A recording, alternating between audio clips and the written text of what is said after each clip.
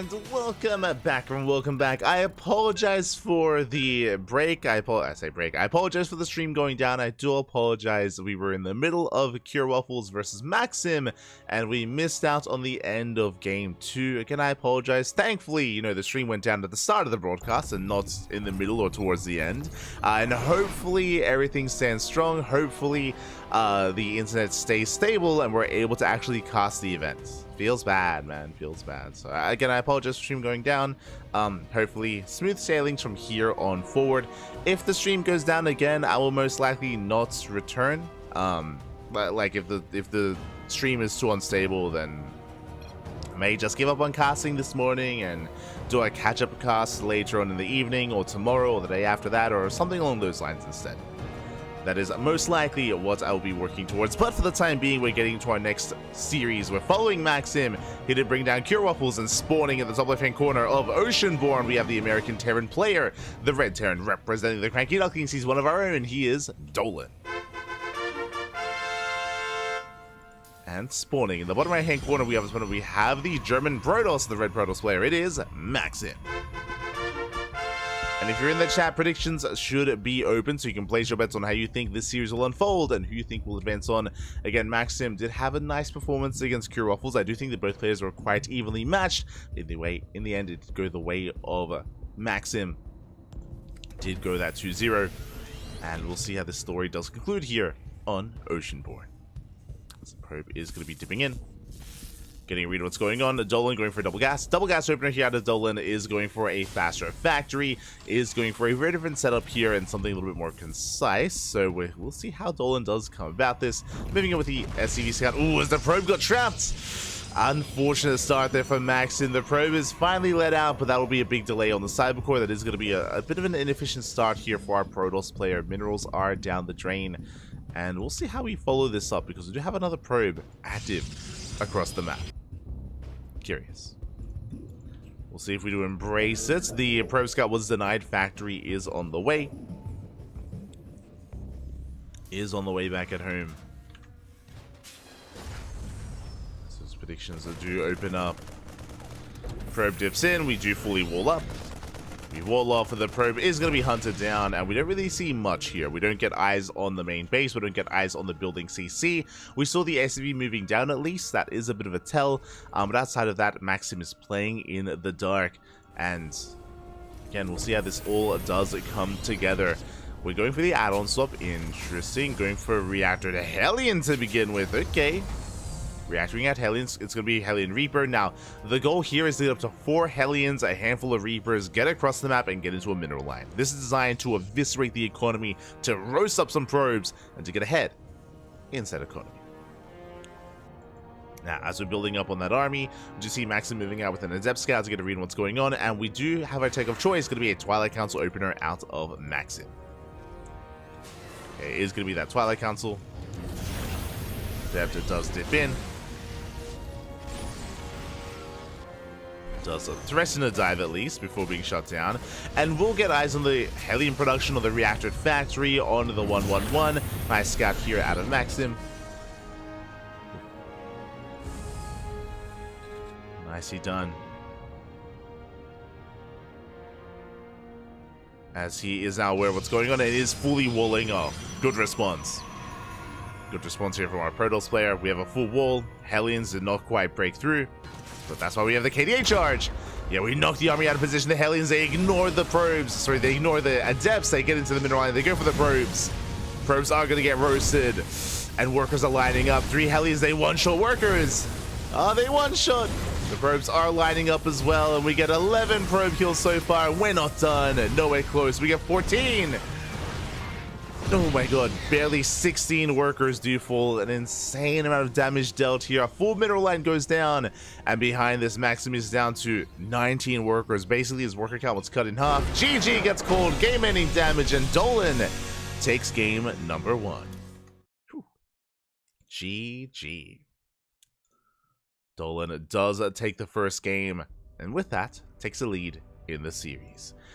I was hoping for a bit of a longer back and forth there in the first game, but a very decisive blow there by Dolan, able to cripple the economy and snowball out of control. And with that, does take a lead. But now we can embrace a second game here, and we have a chance to bounce back. Honestly, it was good scouting out of Maxim. He recognized what was going on. He was able to respond. He was able to wall off. The problem, as we saw, was that a wall off with units is not the most reliable of wall offs against a Reaper Hellion build because of the KDA charge. The KDA charge does knock the units out of position and does allow the Hellions to rush in even if you're on hold position. So a full wall off with buildings is more ideal.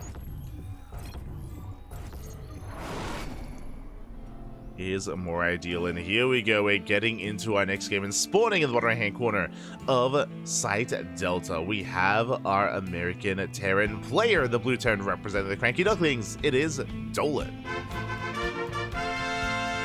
the Danger Dolan himself, and sporting in the top left-hand corner, we have his opponent. We have the Red Protoss player from the land of Germany down in the series, looking to bounce back. It is Maxim. Here we go. We'll be embracing our second series, following this into its conclusion.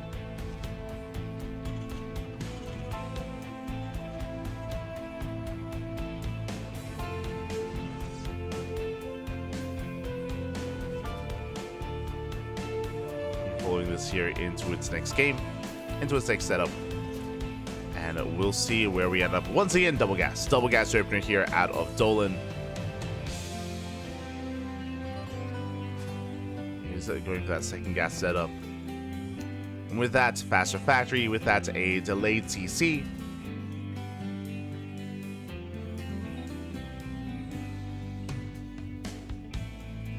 We'll keep an eye on our players. Oh.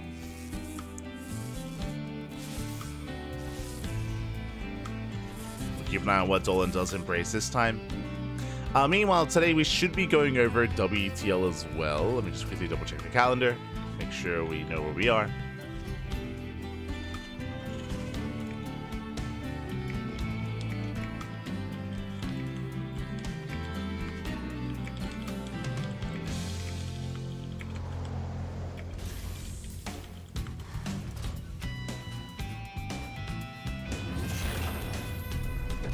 There we go. As there's that factory on the way. Now, the factory is thrown down pretty far back, so this time we most likely will not go for an add-on swap. It is going to be a little bit less efficient. The probe is found! And we find the worker, the probe gets shut down. And that means that it's going to be that much more difficult to scout what the hell is going on.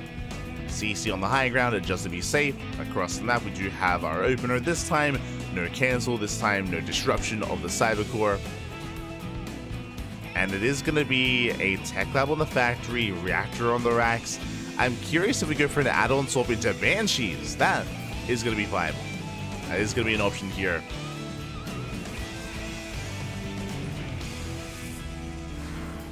As the Reaper does a dive into the main.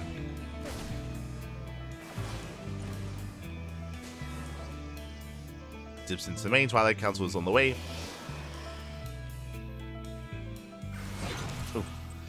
Reaper is going to be shut down, and did we catch? Did we manage to scout the tech? We did not. Okay, the Twilight Council has not been scouted.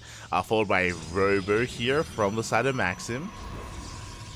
Getting into another 2-gate setup. Maxim walling up, playing it safe, but unaware as to what's going on, as it was not an add-on swap. Okay, we're going for a fast tank. We're going for a very committed push here on one base. We will expand, of course, but it's going to be 2 tanks, a medevac, Marines. We're moving out across the map. This is going to hit like a truck. Oh boy. Going for a tank drop. The tank drop is going to hit quite hard. And we'll see if Maxim can keep up. Adept does shade into the main. Does get a full scout. Gets to read what's going on. And it looks like we even get to manage... Oh my god, the juggling! Would you save the SCV? Nice control there from Dolan. Does save the worker, but here comes the push. And getting a full scout of the production should say everything. Should say everything here for Maxim. Back at home is preparing. We do have a Prism on the way. Stalkers are reinforcing as well. We have a 3rd gateway, 4th gateway as well. 4-gate Bling can do well here, but it's going to take a while for the gateways to really get going. And here comes Dolan zooming across the map with everything we have. We're going for the natural. And headed towards that natural base. Waiting for reinforcements. A couple of boys have been pulled to help repair. And the tanks, their goal here is to get within range of that Robo. Or even just for the pylon. Yeah, we're heading to the natural base here. No fear whatsoever. Pylon is going to be targeted. Tank on the high ground as well. We outposition the Stalkers. Boys are being pulled. They will get on top of the tank, but the Marines are here. They can focus down those workers. Once again, a whole pickup here out of Dolan. A nice control. Saves the tanks, sieges up the lib. And we have controlled the low ground, and the Robo is going to fall. The Robo, the Nexus as well. That's 19 probes going down. And Maxim is stuck on one base. We have a decent Stalker count. We do have Blink, but with 2 tanks, how do we engage? How do we push into this? The SCVs are repairing. We go for the dive. We focus on one of the tanks, but a second tank has arrived, or third tank has arrived to take its place. And we punish the Protoss. GG gets called, and Dolan will take the series at 2-0. GG. GG, well played. Dolan will claim the series here, will advance on into the round of 16. Congratulations to Dolan. Maxim had a really nice back and forth earlier with Kira Waffles, but unfortunately here against Dolan, it's a little bit more one-sided, and Dolan is much more aggressive and assertive in the early game, and with that does claim the series. Does make it to the next round. GG. Well played though to Maxim, and do hope to see more of Maxim in the future. Do hope to see it, and we will be following Dolan, of course, into his next series, into the next round. Now let's take a moment here to have a look at the brackets. Let's take a moment to have a look at the bracket and figure out where exactly we are. Exclamation mark B in the chat if you guys want to have a look at the bracket yourselves. Do need to quickly set that up. Boom, there we go. Okay, from the very top, let's refresh and catch up. From the very top, we do have Dark versus Greenert in the first, in the round of 32. Looks like has gone the way of Dark. Dark waiting for the winner of Gref and Disrespect in a PvT. Gref, of course, a Cannon Rusher. Disrespect, a prevalent force in the NA region. Best of luck to Disrespect in those Cannon Rush games. Scrolling down, we have Silky versus Hu Shang, facing off in the round 32. Winner goes up against the winner of Smile and Foxer in that TVT. Best of luck. Scrolling down a little bit further, we have Goblin versus Azura in a PvP. That's going to be a spicy one. Wish them both the best of luck. Goblin has been on fire as of late, so I do favor Goblin there. Scrolling down, Wayne has been blazing through the tournaments already in the quarterfinals. He got a walkover over Bomyoja, and Wayne is waiting for either a Protoss or another Protoss. Wayne is waiting for a Goblin or Azura to wrap up and to face off against him in the quarterfinals. It should be Dark versus Wayne in the upper semis, but best of luck to all the players up here. Goblin can definitely pose a threat to Wayne. So yeah, with that, we could see some upsets. Scrolling down, Trigger, he 2-0s Eon, he 2-0s Rebellion. Trigger is up early here in the land of Korea. And where's everyone else? Where's everyone else, Pappy? I kind of want to message Trigger. I did.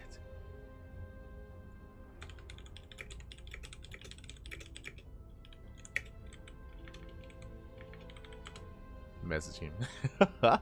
But what I'm referring to is that where's Future, where's Estrella, where's Clem? You know, where are the other players that are staying in Korea? I imagine they're all sleeping in. It's quite early in Korea. It's quite early. I mean, here it's 10 a.m. In Korea, I think it's 11 a.m. I think it's 1 hour later in Korea, if I remember correctly. So it is a little bit later. Oh, sorry, earlier. So it'd be 9 a.m. Yeah, it'd be around 9 a.m. in the morning. But Trigger, he's waiting the quarterfinals for the winner of Epic, Jorn, Jorex, or DJ Orex, or Jorn. And Geralt, most likely going to be Geralt against Epic. Winner goes up against Trigger, so best of luck in the quarterfinals. Scrolling down, we have Dolan. Dolan is, of course, advancing on a face-off against Mute. Oh, I should update that score.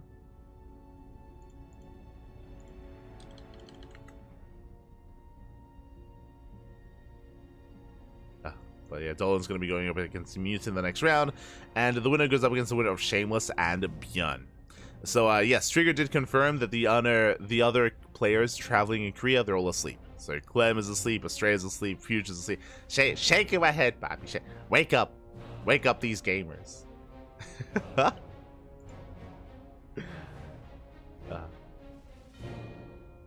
Shaking my head.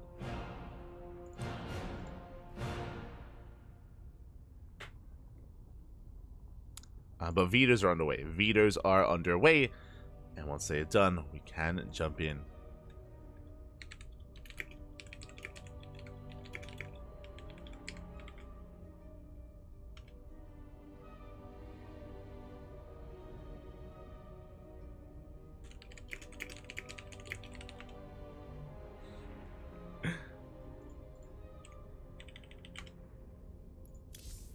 And it looks like we are looking for our player here.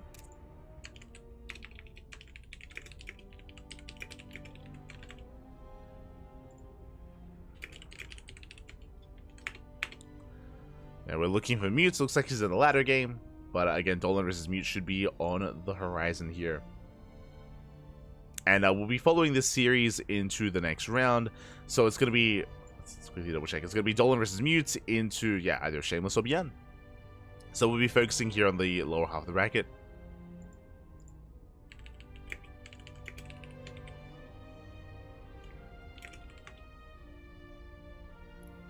Oh my god, I did not know this. Okay, so I knew about... So we knew that Trigger, Australia, Future, and Clem were in Korea. Neeb is in Korea as well. Crazy. Yeah.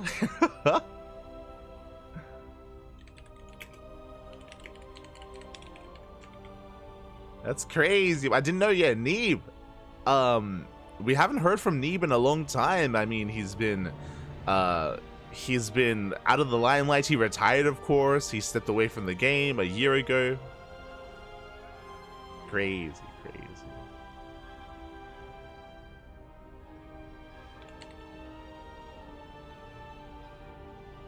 Crazy. But it looks like we have some downtime. Looks like we do have some downtime.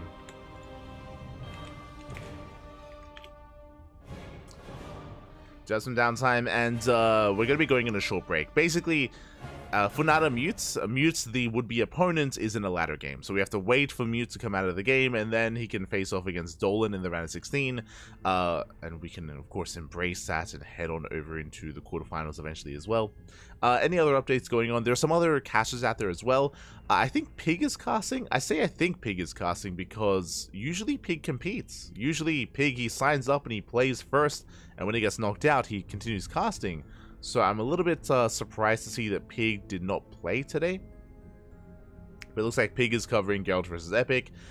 Chicken Man and Steadfast, they're out there as well. So plenty of English coverage going on. And I'm sure the other language casters will join us eventually as well. It looks like Mute is out of game. So we're going to be going on a short break. When we return, we will have Dolan versus Mute. See you soon.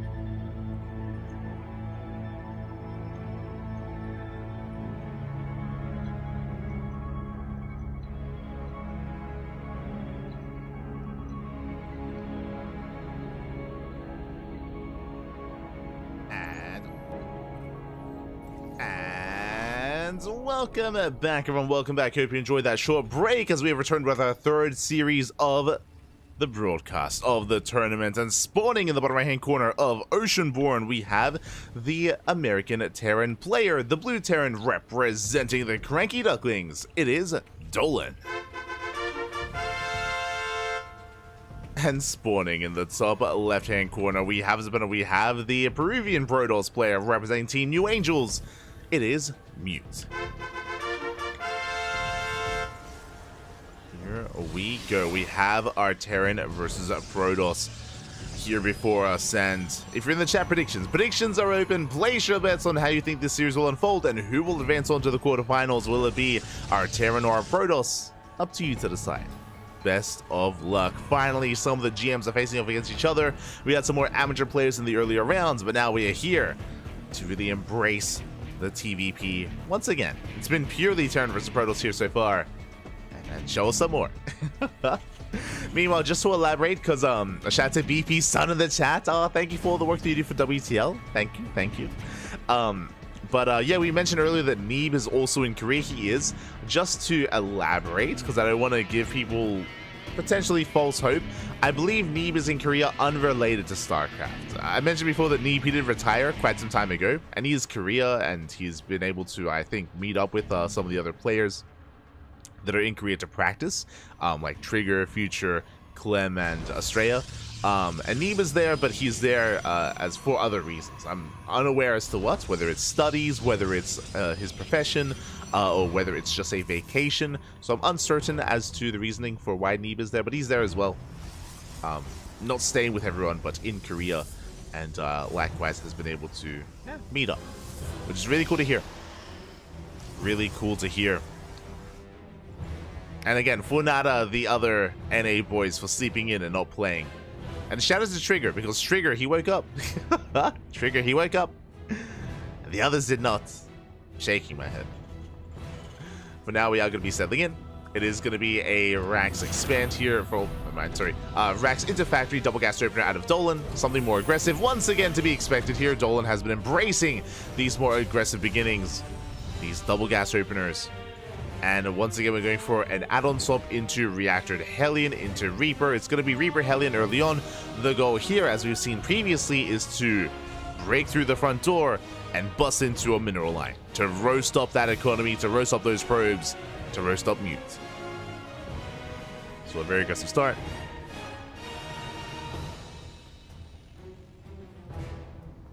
Very aggressive start here from our players.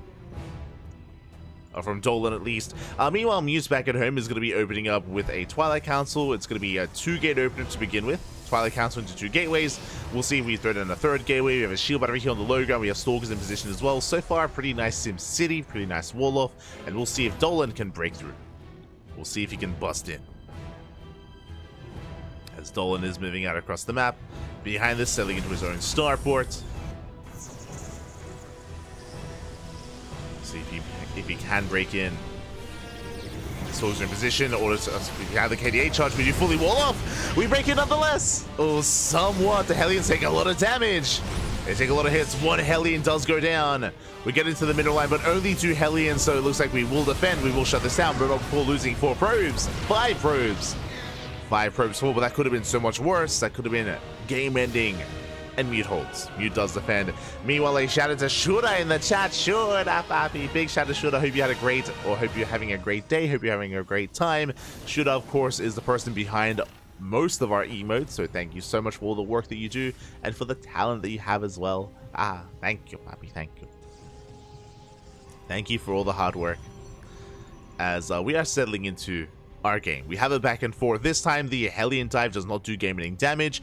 Back at home, Dolan is settling in. He did get a full scout, did get eyes on the tech of choice, did get eyes on the Twilight Council, and we have a Forge on the way. Robo as well, going to be an economic opener here out of Mute, going for the 3rd base, into add-ons, into tech. Into upgrades, into tech. So Mute is selling into a 3-base setup, into a longer game. Meanwhile, Dolan back at home, likewise, is throwing down extra axes and getting ready for his own mid-game as well. We have a 3-1-1 setup. Tanks are setting up as well to help fortify ourselves and defend against Big Stalker aggression. some solid SimCity, and the game will progress. Let's go.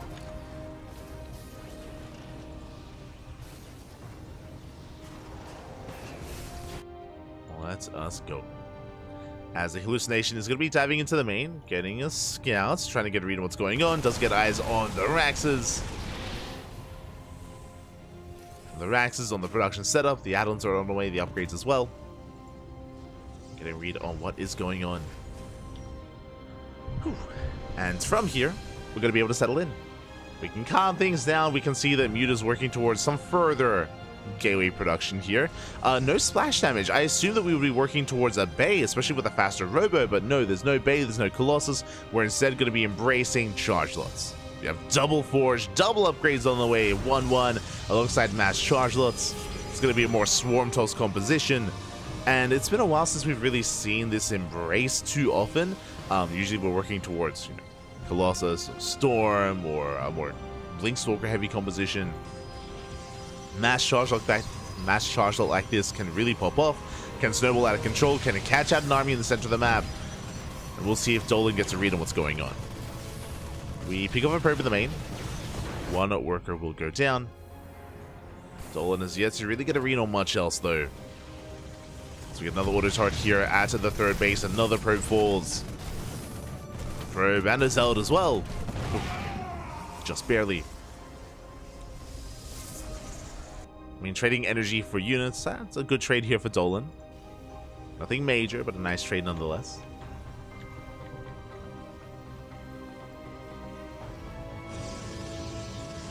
As Dolan does race back. He races back home, getting ready for his own move out. Now, I'm concerned if we do move out across the map. I mean, again, there's going to be a lot of charge lots to work with. I'm afraid to look, but we have how many? 20 charge lots back at home with 1-1 upgrades. Like, honestly, Mute wants this army to move out. He wants to fight this out on the map on his terms. Now, Mute does not spot the move out. He's unaware. At the same time, double drop into the main base. We're going to be pulling Mute apart. Mute is somewhat split up, but only 2 Zelts in the main. Yeah, only 2 Zelts in position. We force a recall. Probes are going to be going down at the same time. We are headed towards the third base. Oh, the person come back too soon. And we get 10, 11, 12, 13. Oh my god. 15, 16 probe kills. We get the mineral line. It is going to cost us a medevac. 1 full medevac goes down, but that is well worth it. Well worth a mineral line. And here we go. Dolan does rock up. And Mute's not ready for this. Mine shot's going to be going off. Ooh, massive mine connections. But there's still a sea of zealots diving on the army. Tanks are going to be going down. And can we break through the defensive line of Marines? We break through the bio. Looks like we can. Again, the power of mass charge lots. Does swarm, does overwhelm. And with that, Dolan has to race back. At the same time, drop coming back in, but here we have Stalkers to defend. Mute will clean this up. Dolan has to race back home. Big mine shot. Oh my god. Massive mine connections here on the Zelt. Some boys are being pulled. The Liberators have arrived and Dolan should hold. Dolan does hold on. Being a little bit ambitious here with the Liberator. Does catch an Immortal. One Immortal goes down. Going back to mining. Behind this, there is no third CC. Ooh, that's concerning here as Dolan doesn't have the best setup for a longer game. Oh, no, my apologies. I was like, I usually expect a third CC in the main base. We have a third CC here at the natural. We're okay. We're okay. We can sustain ourselves. We can maintain our economy. Some more Zealots are warping in. And Dolan's going to be stuck at home. With this kind of gateway army, we should be stuck at home, stuck defending, taking the third base, and turtling up. We'll see if Dolan can be active. But again, Mass Zealot wants to fight out on the map like this. So for now, we're slowly easing our way into the third. Third base getting up and running. Dolan catching up on his upgrades. Getting into 1-1. Meanwhile, 3-2 is on the way for Mute. Insane upgrades here for the Protoss. He is moving right through the center. We have a decent defensive line here with Libs and with Widow Mines. It's decent. No bunkers, though. But Mute doesn't pull the trigger. Again, Mute shouldn't be pushing into this setup here. That'd be ideal for Dolan. It's one of those moments where whoever pushes first will most likely lose the fight. Do get a warp in into the main though. Prism does sneak in. Dolan does get eyes on this. He's going to be able to respond in time. Takes down the Zealots. Forces back into the Prism. And turrets are on the way. You're pushing through the center. Now this is going to keep 3 Widowmines pinned back in the main. But the Prism is going to meet up with the main army. We scan across the map. We get eyes on the saturation here at the 4th. Also at the natural, we confirm no gases. No gases here at the natural base. That confirms that there is no tech up. There is no tech switch. Just massive gateway army. How many Zealots? 37. We need SimCity. We need bunkers. Without them, I'm not sure if we can defend. But again, no gases at the natural, no gases at the 3rd, no gases at the 4th, just mass marine or mass minerals, mass zealot. And we need bunkers. We have 1 bunker on the way. That's gonna be okay. And we're gonna need more than that. Yeah, Dolan not fully aware of how much danger he's in. The observer does confirm everything. Mute gonna be collapsing forward. And this is gonna be a tough hold for Dolan. How good are the mine shots going to be? They're going to be okay. Once again, we just collapse on the main army. EMP on the Stalkers, but what about the Zealots? Yeah, we have to kite all the way back. Dolan does find a nice choke point, but we just overwhelmed the 3rd base. SCVs aren't going down. And so does the base. The CC falls. Dolan now stuck on 2 bases. Mew pulling back, going for another wave of reinforcements. Again, we're warping in 10 Zealots at a time. And without proper SimCity, we cannot fight this. We cannot fight this. As we're stuck in a brutal position. We're trying to expand. We need 2 bunkers on the way. But it's too late. Zealots they dive in once again. We force back the army. Nice EMP. EMP does connect, plus 2 is denied. The Bio Army is trading well, but we're getting the Zealots. Sorry, we're getting the SCVs is what I meant to say. SCV's workers are going down. And Dolan losing too many workers here. And it looks like Dolan might be able to defend, but nah, there we go. Another warp in 10 Zealots at a time. GG gets called, and Mute takes game number 1. GG. Muse does take a lead in the series again against this Swarm Toss style. This is a playstyle that was very popular a couple of years ago. It's been a while since we've seen any pro players embrace this, but this is a playstyle that Haas popularized, where Haas was being very greedy and taking faster 3rd bases, faster 4th bases, just mass expanding and going mass chargelets.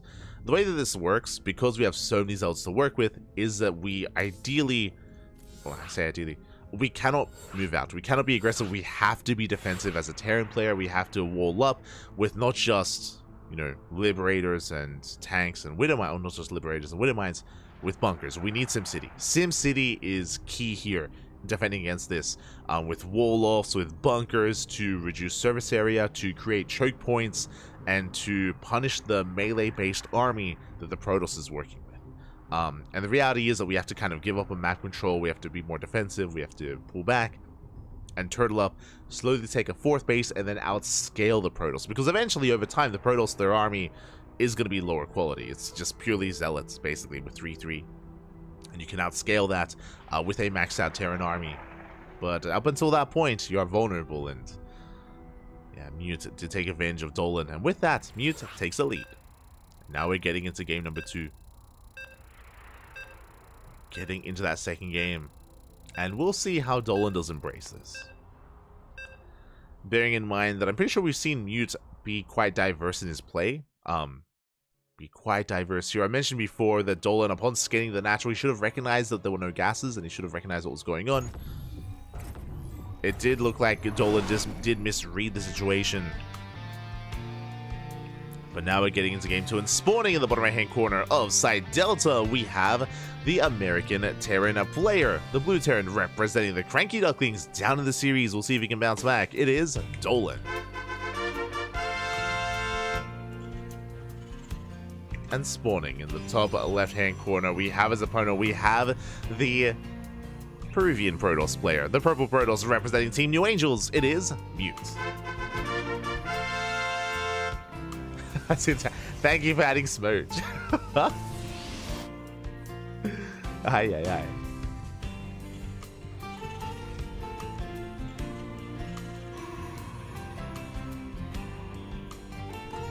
Este Kalasi. But true, true. So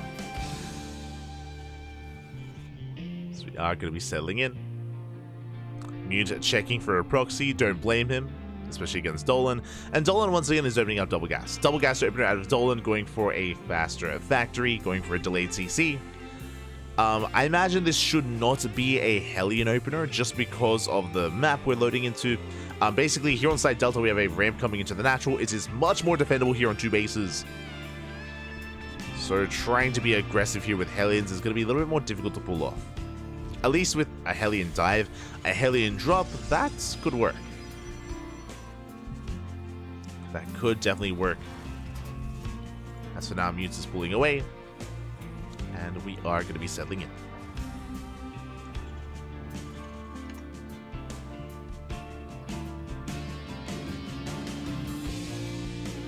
Going to be settling in. You can see Mute still just scouting, checking for any proxies, checking for any major deviations out of Dolan.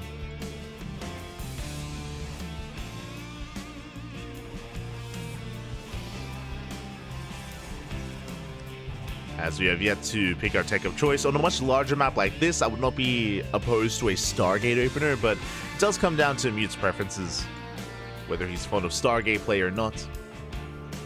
The Reaper does dip in. And there it is, Twilight Council opener out of Mute.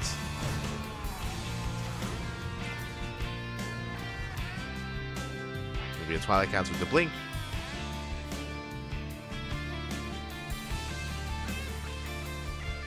And Dolan is going to back up. Backs up for the time being. Dolan doesn't... Oh, actually does get a full scout. Does confirm the tech of choice. Do have our second gate on the way.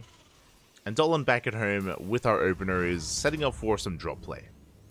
Okay, it's going to be Cyclones into Medivacs into, I imagine, either a Widowmine or a second Cyclone. Never mind, we're going for a faster tech lab. Interesting. This could be the same build that we also saw on this map. This could be another tank push. We'll see if we go for an add-on swap or not. As there we go, Medivacs on the way. Despite the tech lab, we're going for a Widowmine first. Interesting. I wasn't quite prepared for that. Okay. Gonna be expanding on the low ground, getting into our initial Widowmine. Meanwhile, Mute's back at home is opening up with extra gateways. Ooh, it's gonna be 4 gate blink. Uh-oh. A very aggressive build here. 4 gateways on the way. The Reaper has yet to confirm. Is aware of at least 2 gateways in the main, but has not checked the natural. Not yet. So Dolan has yet to realize how aggressive Mute is about to be. Widowmine drop is moving out. Meanwhile, back at home, Dolan settling in. First tank is on the way. Dolan is going to be boosting on into the main.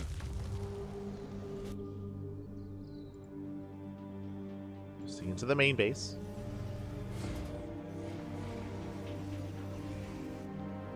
This isn't really designed to get too much damage, it's designed to scout. Designed to scout, designed to figure out what's going on. Widowmine is dropped in. And we do react in time. No major connections. We have the Umbar. Ooh, Widowmine does go down. And Dolan doesn't see much.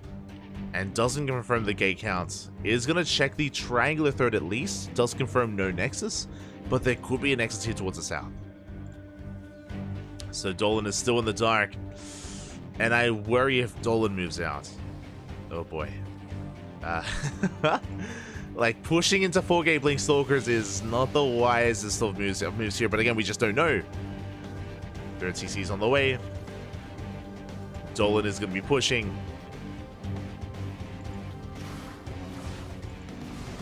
And behind this... actually, we're teching up. We're going into Immortals, going to charge lots. We scan the third base. We confirm there's nothing there. And we pull back. I like this. Okay, Dolan, he confirms there is no expansion. He gets the hell out of here. He pulls back home, and we defend. We recognize that, again, it's not the most normal of openers out of Mute. He's staying on 2 bases, has a lot of stalkers to work with, and he's taking up into Colossus. Now, Mute should eventually expand. There we go. 3rd base is now on the way, but the 3rd base has been delayed in favor of Tech and in favor of an army. Stalkers are being active. Chasing down that lib.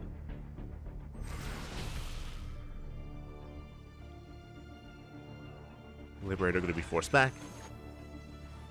And back at home, Dolan is just building up, securing himself. 3rd CC is almost done. And we have a back and forth. We have a game. Do have a game.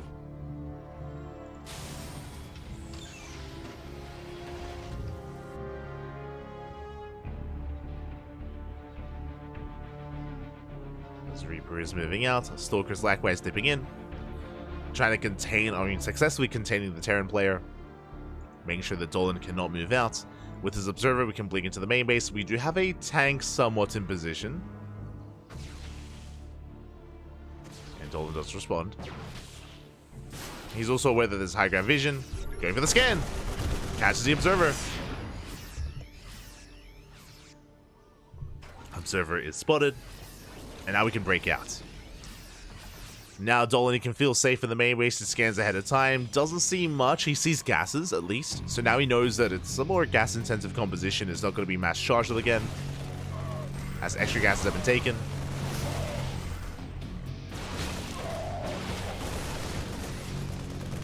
Ooh, as this does cost us a couple of stims, and we do get a Stalker. Oh, barely not. Never mind. 5 Marines go down, and Dolan is chasing this all the way back across the map. A charge is done, though. We have charge, we have 1 Colossus, we have an overcharge, we have a shield battery. Tanks are going to be sieging up. And we're collapsing on top of the tanks. Yeah, tanks are going to be going down. We break through the defensive line. We're going to lose every single tank. And it looks like we weren't quite expecting charge. Dolan is going to be chased back home. Again, with the late 3rd base, we have plenty of army to work with. Dolan does hold the line, but that was a costly move. Dolan, he lost how many tanks? 3 tanks went down, 2 Marauders. That was a rough move out there for Dolan, and now he's up against the wall. Dolan is in trouble. And Mute, he's looking solid. He's building up, getting into a 2nd Colossus. Fully saturated, getting a 4th base. Mute is in control. He's in control of the map. Control the game.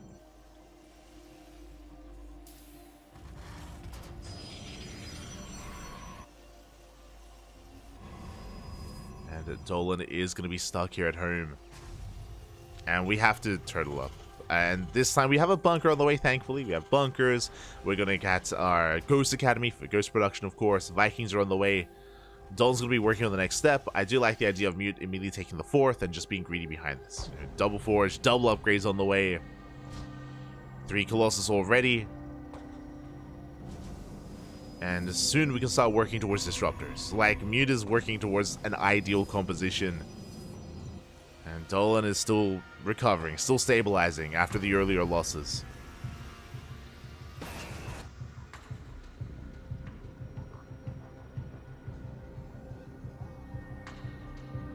Is it still stabilizing?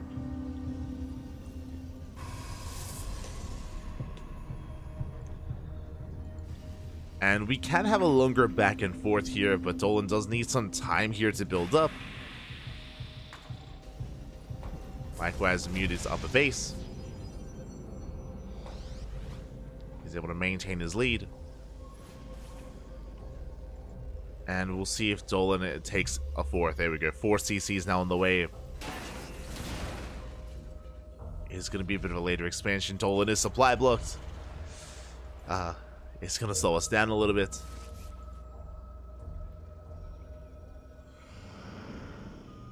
And I worry, especially because of this supply block here for Dolan, which is actually really brutal. Oh, that's 3, that's 4 depots on the way. Another CC as well. But this supply block is going to slow us down, and Mute is going to be the first to max out. Mute, he's already maxed out at 200 supply. Now, he is lacking some splash damage, that is true. We're maxed out with only 3 Colossus. So the army composition of Mute is not ideal. It's mainly Zealot. It's 36 Zealots here for Mute. And when he does move out across the map, or I should say, Dolan cannot move into this. He cannot push into this army. If he does, he will be overwhelmed. So it doesn't feel good, but Dolan is stuck at home. He can't really be aggressive or assertive against this. He has to stay at home. He has to slowly take a 4th base and slowly build up. Liberator poised to go into the main.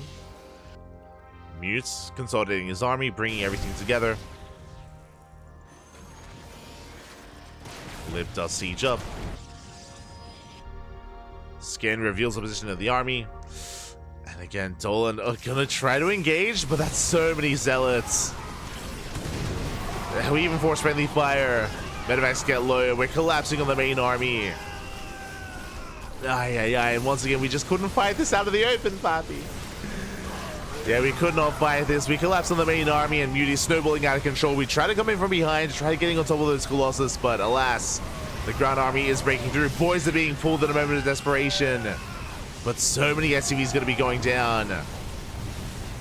Yeah, we break through 30 SCVs. And we're going to be able to bring down 2 Colossus, but yeah, here come the reinforcements. Just mass charge lots. We break the 3rd. And Mute is looking to take the series here. GG gets called, and Mute will take the 2-0. GG. Whew. GG, well played. A very, very interesting style here out of Mute. Again, just going mass charge load in both games, and it does punish a more aggressive Terran. For Dolan to be moving out on the map and being active both in the early game and here in the mid game. Likewise in game number 1 as well.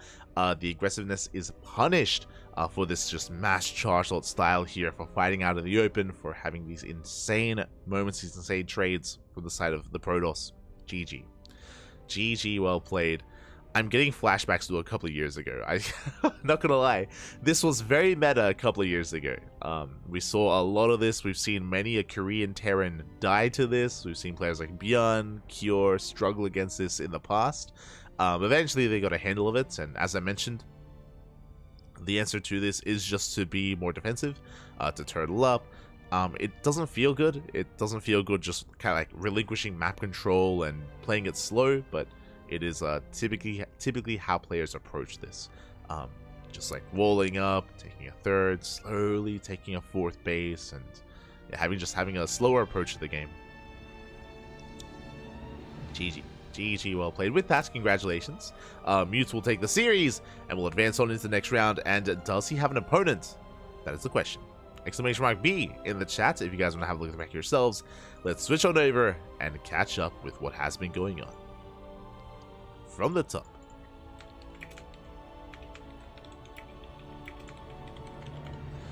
From the very top here, we have Dark. Dark is waiting for the winner of Silky and Foxer. I believe they are mid-series in the round 16, but Dark is lying in wait. Scrolling down, we have Goblin. Goblin takes down Azura 2-0. And Goblin faces off against Wayne in the quarterfinals in a PvZ. That's going to be a spicy series. Meanwhile, we might already have a series.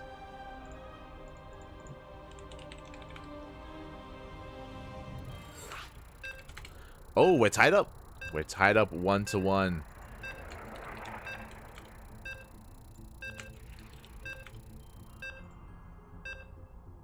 Okay, we do already have a series. I'm quickly setting up as we're jumping in to lower matches. Trigger still waiting for his opponent. Scrolling down, we do have Shameless and Bjorn. Shameless and Bjorn, they are currently mid-series, and we are jumping into game number 3. Oh my. Okay. We're jumping into game 3 and spawning in the... Oh. My apologies. There we go. Spawning in the top right-hand corner of Ghost River, we have the South Korean Terran player, the blue Terran representing Shopify Rebellion. It is Bjorn. And in the top left-hand corner, we have representing Twisted Minds. It is Shameless, the red Protoss.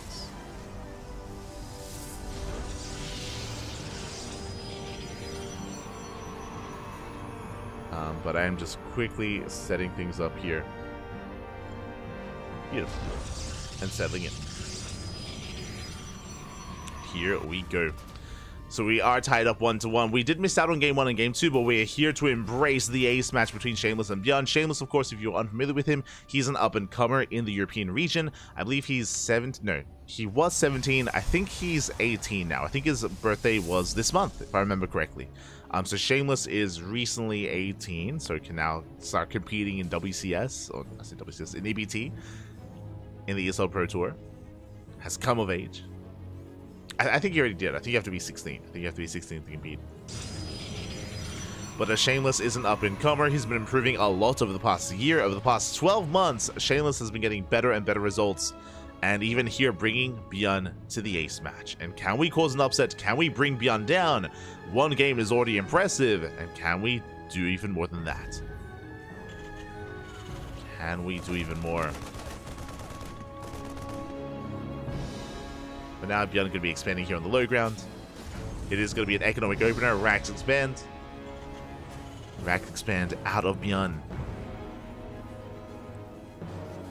Meanwhile, Shameless settling in, going for his own gate cyber expand as well. Moving out with our Zealots. Our goal here is to delay the expansion, to delay the CC. Here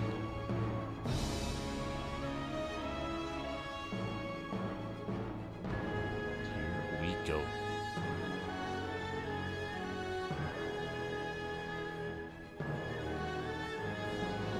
Zealots is going to be moving out. Will delay the expansion. I say that we did open up Marauder. My apologies. Sorry, I was a little bit distracted, but with our Marauder opener, we will shut down the initial gateway units, and Shameless is going to be forced back. Now, I assume that Shameless did open up aggressively early on with gateway units in the previous game, which is why Bjorn is now opening up Marauder. Basically, a Marauder opener like this punishes like a Stalker or Adept move out. So if Shameless arrived with a Stalker or Adept, we would be able to catch the units and trade well and shut it down. So Shameless backs off. Shameless does back off. Marauder is looking for proxies. Again, there could have been a proxy gateway in the previous game. So Bjorn playing very safe. Very safe here out of Bjorn. Lying in wait on top of the ramp. Meanwhile, back at home, we have our tech of choice. It's going to be a Twilight Council opener into the Robo. It's going to be Blink. Blink and 2 gates for now. We'll see if we throw down additional gateways. On a map as small as Ghost River, I would not be opposed to a 3-gate opener out of Shameless, but we'll see. Meanwhile, across the map, Bjorn is getting into his own 2-1-1. Something you don't see too often here in this matchup, but we do, or it does pop in from time to time. We're working towards Stim. We should be seeing a reactor on the starport. Never mind, medevac first, okay. Getting to an earlier medevac. Working towards drop play, and eventually working on that Stim timing.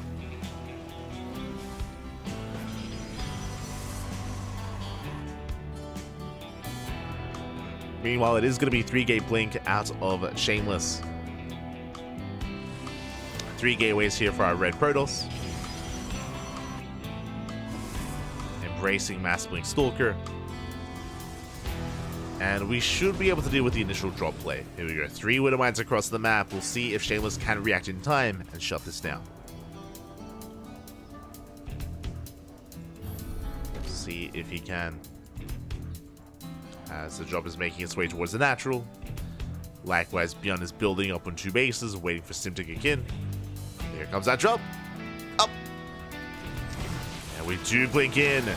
First Widowmine goes down, second Widowmine as well, and the third Widowmine will drop in the main. Up! Shameless does pull away. Oh my god. Whew. Does pull away in time with the medevac. Medevac goes down as well. We lose nothing. 0 losses to 3 Widowmines. Very nice defense here out of Shameless. A little bit of a haphazard pullback, but will resume mining, and Shameless holds. Shameless does hold. Not losing a single probe there, or losing 1 probe in total. That was across the map earlier. 3 Widowmines go down, medevac as well. We can expand. But that was not Bjorn's final form. Bjorn was able to scout, able to confirm the gateways, confirm the tech. And Bjorn is moving out with Stim. This is the real push. What do we have? We have 5 Marauders, 15 Marines, 2 Medevacs. That's quite a hefty army. And Shameless, he does spot this ahead of time with the Observer. Shameless is aware. Getting in position. Pulling away, and we do have the shield battery. We have our first stim. Stim is triggered. We have the overcharge as well. We can focus on the shield battery. Shield battery goes down. Stalkers as well, and Beyondy's catching Shameless off guard. Shameless did just not have enough army, not have enough units. Did skip a warp in. The robot gets depowered, and even though the Widow Mine drop was dealt with, GG, good luck gets called, and Beyond, he breaks through and takes the series. GG, well played. Beyond will take the series 2-1, advancing on to the quarterfinals. GG.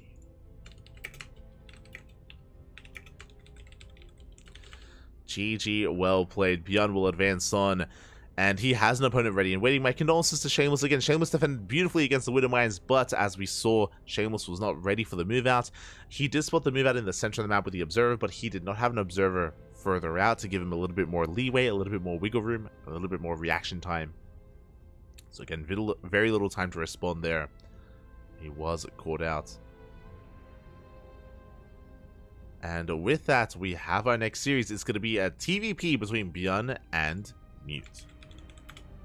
We've had purely Terran versus Protoss today. We've had like 5? Jesus. Purely TVPs. Let's go.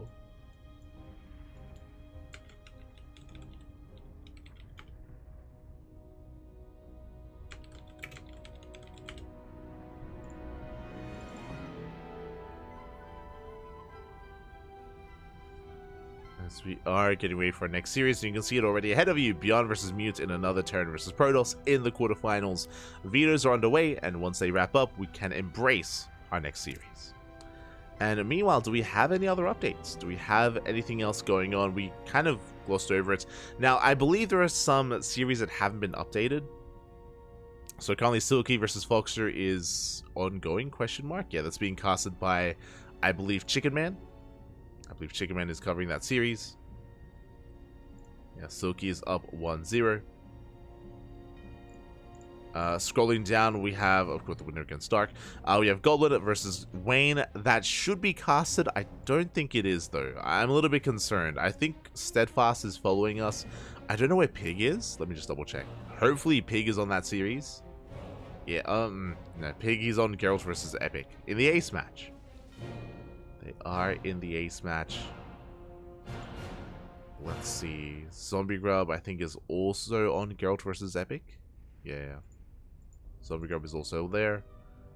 Rocklets, the Brazilian caster, is on Beyond Shameless. Okay, following us. I see. So I don't think anyone is casting Goblin versus Wayne, which is a shame. It is worth it. It's definitely a series worth casting, and hopefully we're able to follow them into, or someone's able to follow them into the semis.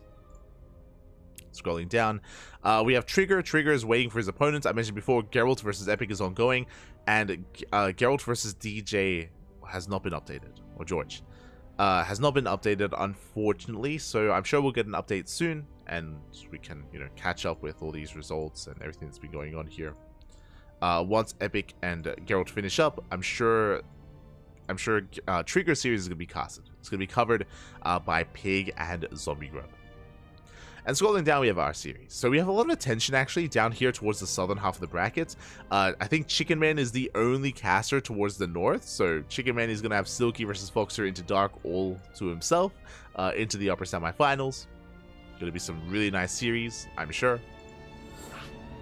We're focusing here on our next matchup. Focusing on our next matchup. Lobby has been made and we are all filing in.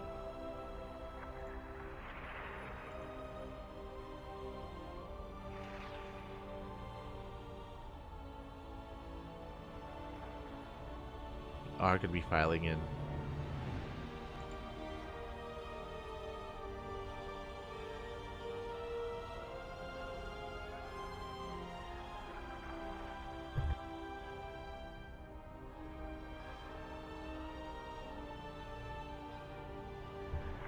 Looks like the videos are done. We're jumping into game 1 here. It's going to be a fresh best of 3 in these quarterfinals. Predictions will soon be open. Predictions will soon be open in the chat. So you can get your gamba going on who you believe will make it through into the next round. Into the semifinals. In a way, we're kind of nearing the end of the tournaments, you know, semis into the grand finals, but it does look like other portions of the bracket are taking a little bit longer, so we might be able to catch some other quarterfinals matches as well before the semis. Might be able to catch them.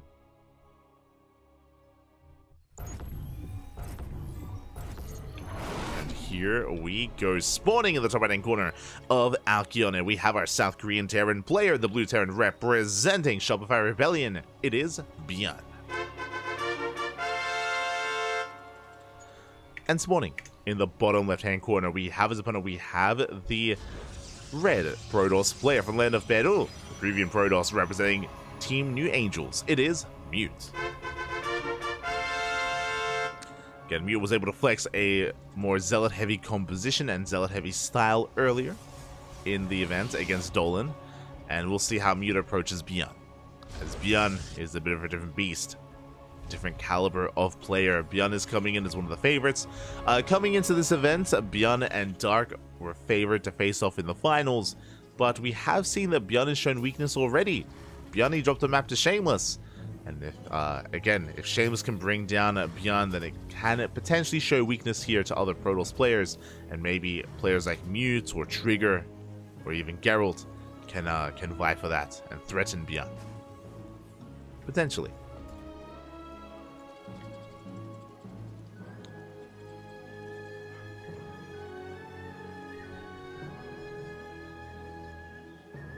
Potentially.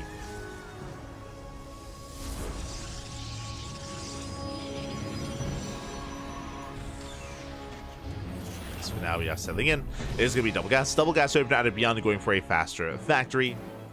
Reactor first as well. Bold move. Byeon basically skips the SCV scout. No SCV scout, no Reaver scout. Reactor first into the factory instead. So Byeon being a little bit greedy early on, but leading into a very aggressive build. And we'll see if we go for the add-on swap. We shouldn't be. Should be Marine here into Cyclone, I imagine, but we'll keep an eye on Byeon. We'll see if we embrace Mass Reaper. There it is. Reapers are on the way. It's going to be Reactored Reaper here for Byeon. I imagine with Hellions to support. And we'll see if Mutes can keep up. We shall see.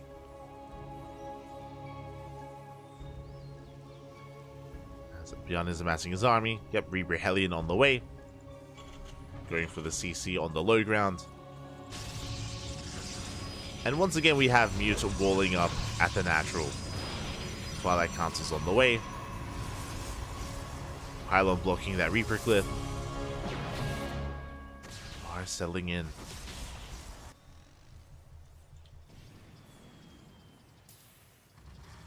Bearing in mind that Byeon is reinforcing. It's reinforcing with more Reapers, more Hellions. And this is similar to what Dolan went for, if you recall, where Dolan had gone for Reactored Hellion into Reaper to support, to bust into Mineralites, into Co-workers. Very similar setup here from Byeon. Is moving out across the map. Mute, meanwhile, is walled off. But again, with all these Reapers, we can knock these units out of position and break through regardless. We can break through this. And speaking of... yeah, KD Archers, well, even we just go for the Stalkers. Yeah, we go for the kill. The first Stalker goes down. Second Stalker as well. We're going to get the third Stalker. And what is there left to defend? What units do we have remaining? One Stalker. And again, we're knocking them down one after the other. Going for the second Stalker as well. It looks like Mute should be able to hold on, but not without losing additional units. Brutal losses. Every Stalker goes down, and now we can kite against the probes, and probes are falling one after the other. Ay, ay, ay. Yeah, Mute's unable to hold on, unable to defend. That's going to be so much damage dealt here. 6. Can we get 7? Can we get 8? 7 probe kills. 7 probes, 5 Stalkers as well. That's the brutal part. 5 Stalkers is insane. 8 probes. 8 probes and 5 stalkers. Ay, ay, ay. And already Beyond taking a massive lead, getting one more worker before pulling back. Blink is not yet done. And Beyond will get away. Will be able to escape. Back at home, getting to our own setup. It's going to be a 3-1 setup here. Delayed starport, extra 2 Raxes. Very aggressive build here out of Beyond. Basically what's happening here is that with the delayed starport, we're prioritizing stim, tank production. We're getting ready for a 2-base push. Getting ready for a move out on 2 bases.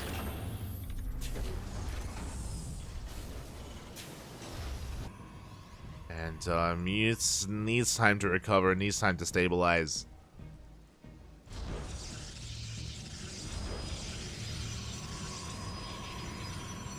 Does need time to build up.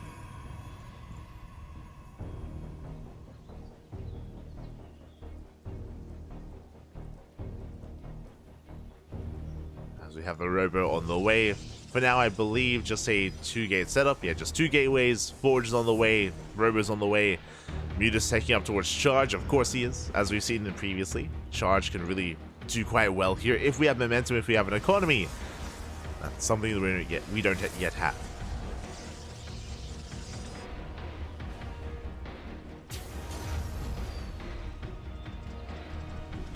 So, unlike the previous series, Mute is still trying to build up from the earlier losses. Stim is now done. Medevacs are on the way, and Beyond should be moving out with this medevac timing. Really crisp timing here from Beyond. And we won't have Colossus for this. The Bay is still on the way. No Colossus is going to be prepared. We'll have Blink Stalkers, we'll have some Zealots, but... oh boy. This is going to hit quite hard. Mute's moving out, getting ready here to send map. Does confirm the move out. Mute is aware. But knowing is one thing, doing something about it is another. As we just don't have the warpings, we don't have the production. Don't have what we need. Sentries are on the way, we just stim in. And we stim in regardless. The tank gets within range. And massive volley's going to be going up. We collapse on the main army. And we focus on the shield, but we focus on the sentries. And the Immortal as well. The Immortal does go down. And Beyond has broken the back here of Mute. Boys being pulled away. We catch some of the workers. Oof. And we do have a Colossus, but a Colossus on its own is not going to be enough. As we need a couple more volleys and the base will fall. And dragging the army within range. Nexus goes down.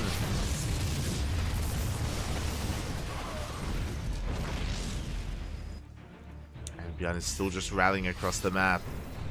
He's already broken the 3rd base, and now we're looking to push into the natural. This time there's no shield battery. No shield battery, no overcharge, only 1 Colossus. Barely an army.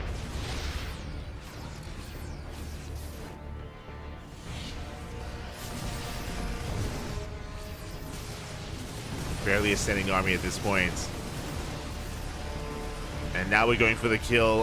Now we have a reactive shield battery, but it might just be it's too little too late at this point for the shield battery.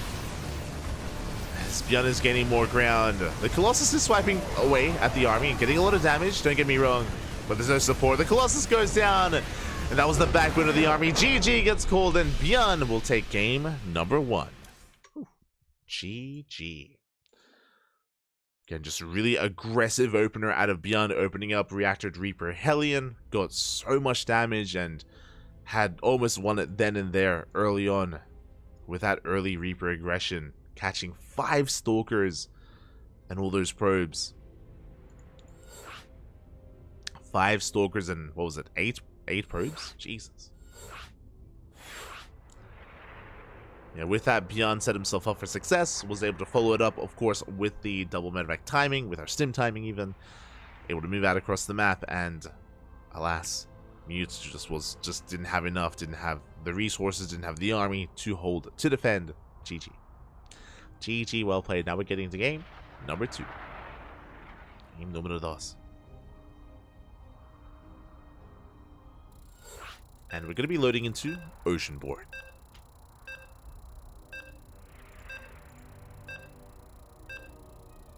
Here we go. Oceanborn is going to be coming up next. And the series either ends here and now, or we have an ace match. I'm hoping for a game 3, but we'll see. We'll see. The pressure is on.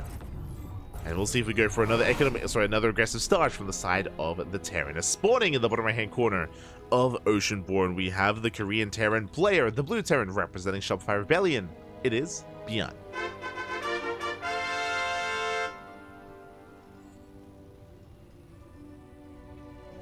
And spawning in the top left-hand corner, we have his opponent. We have the Peruvian Protoss player, the purple Protoss, representing New Angels. It is Mute.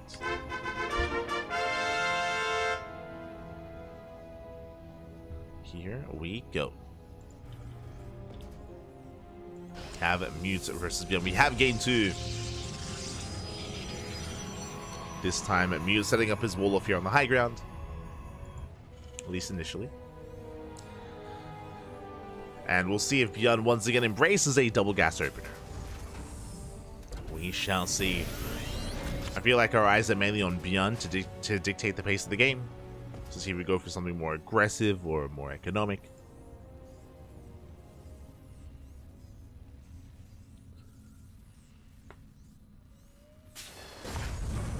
We shall see.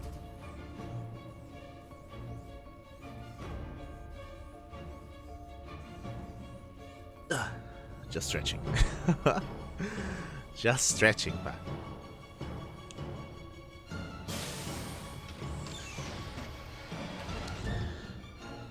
But it looks like we are going for an economic opener. Okay, single gas. One gas into a CC on the low ground. So Byun is going to be calming things down. Despite the aggressive nature of game 1, we're calming things down here in game number 2, going for something more economic, chilling out, and easing our way into the early to mid game. Meanwhile, across the map, Mute likewise finishing up his cyber core, and will be able to more freely get into his tech of choice and get into his 2-base setup and expand. So we're going to be calming things down here. Now, this can still lead to aggression from Byun. Like, this can still lead into, say, a second and a third Rax for a 3 Rax build. But we do have a fast tech lab, so it looks like Marauders again.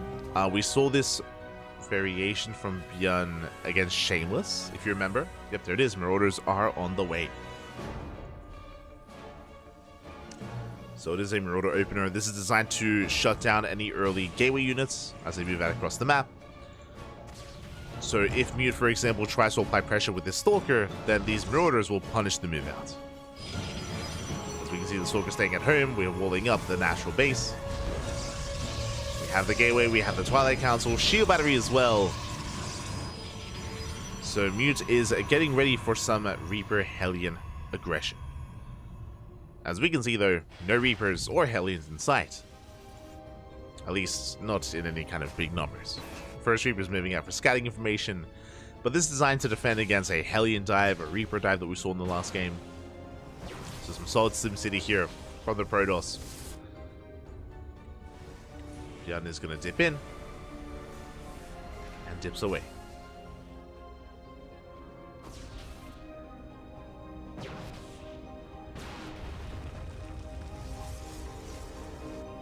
Does dip away, getting to his own 2-1-1 setup.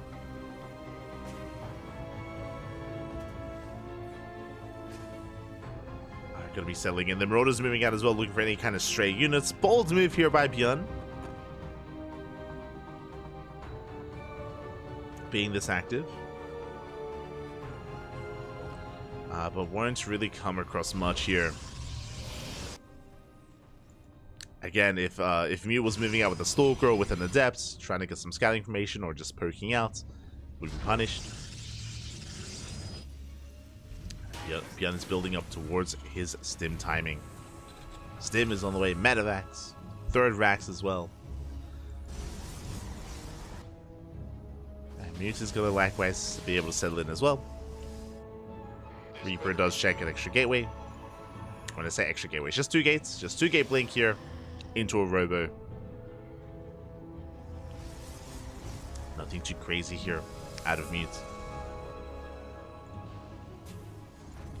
And Bjorn is going to get some additional scouting information here with the Widowmine drop. Not the miscommitted Widowmines, only two. Two Widowmines alongside the medevac.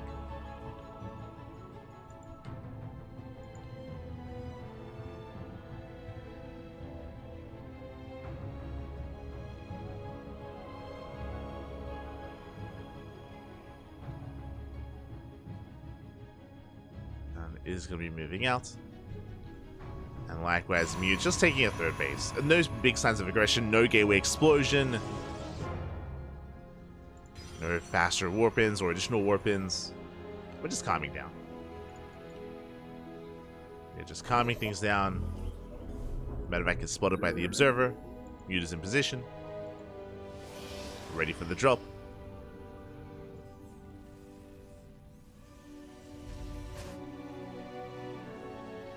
And really, we're just waiting for Bjorn's move out.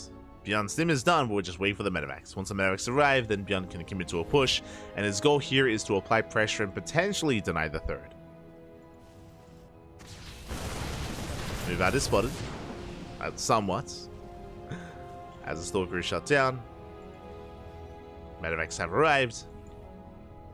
And Bjorn is pushing. Now, he's not all in. There's a third CC behind this, so we are expanding, getting a third base. But again, the goal is to apply pressure at the third of Mute, and again, Mute is somewhat ready, or somewhat aware. Observer will confirm. And Mute is getting in position. There are still Stalkers lying in wait, though. Widowmine drop is denied. And we stim in! No shield battery! Uh-oh. No shield battery. We dive on the Colossus. Colossus is going to go down. Massive pickoff. Ay, ay, ay. Mute was not ready. He spotted the army, but nothing was prepared. GG gets called, and just like that, Bjorn will take the 2-0. GG. GG, well played. I was hoping for the mid game. I was hoping for more of a back and forth, and Mute did spot the army, but as we saw, no shield battery, no overcharge, no sentries for force fields. There was just no support for the Colossus. And with that, Mute was caught with his pants down, and Bjorn advances on to the semifinals. GG. GG, well played. Bjorn will take the series, and the question becomes, who is he facing off against? Who is going to be Bjorn's opponent, and how long are we going to wait? Oh boy.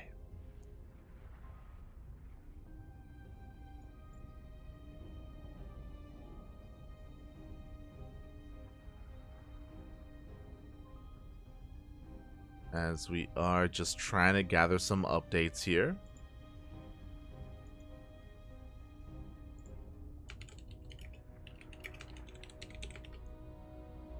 Getting some updates and catching up on the brackets. Exclamation mark B in the chat if you guys want to have a look at the bracket yourselves. Let's settle in.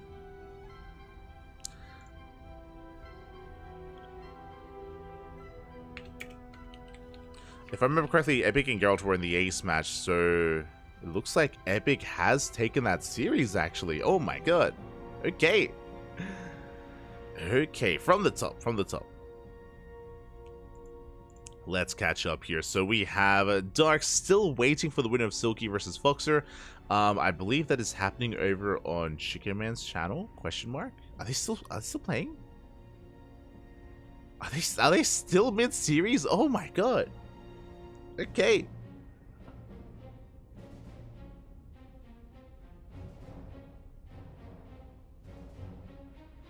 They are. They are still mid-series. Still facing off, scrolling down, we have Wayne. Wayne takes out Goblin 2-0. Wayne was favored there in that series, and does bring Goblin down, waiting for the winner of Dark and Silky and Foxer.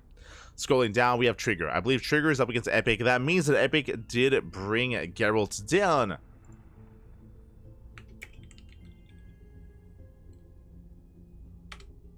And Epic is facing off against Trigger as we speak. They are mid-series. So that's a big upset there. For Epic to bring Geralt down, that is insane. Geralt was the heavy favorite, but Epic is representing NA, and that means we will have a North American player in the semis. It's going to be either Trigger or Epic. They're in Game 1, and we'll be jumping into Game 2. we'll be jumping in mid-series into Epic versus Trigger.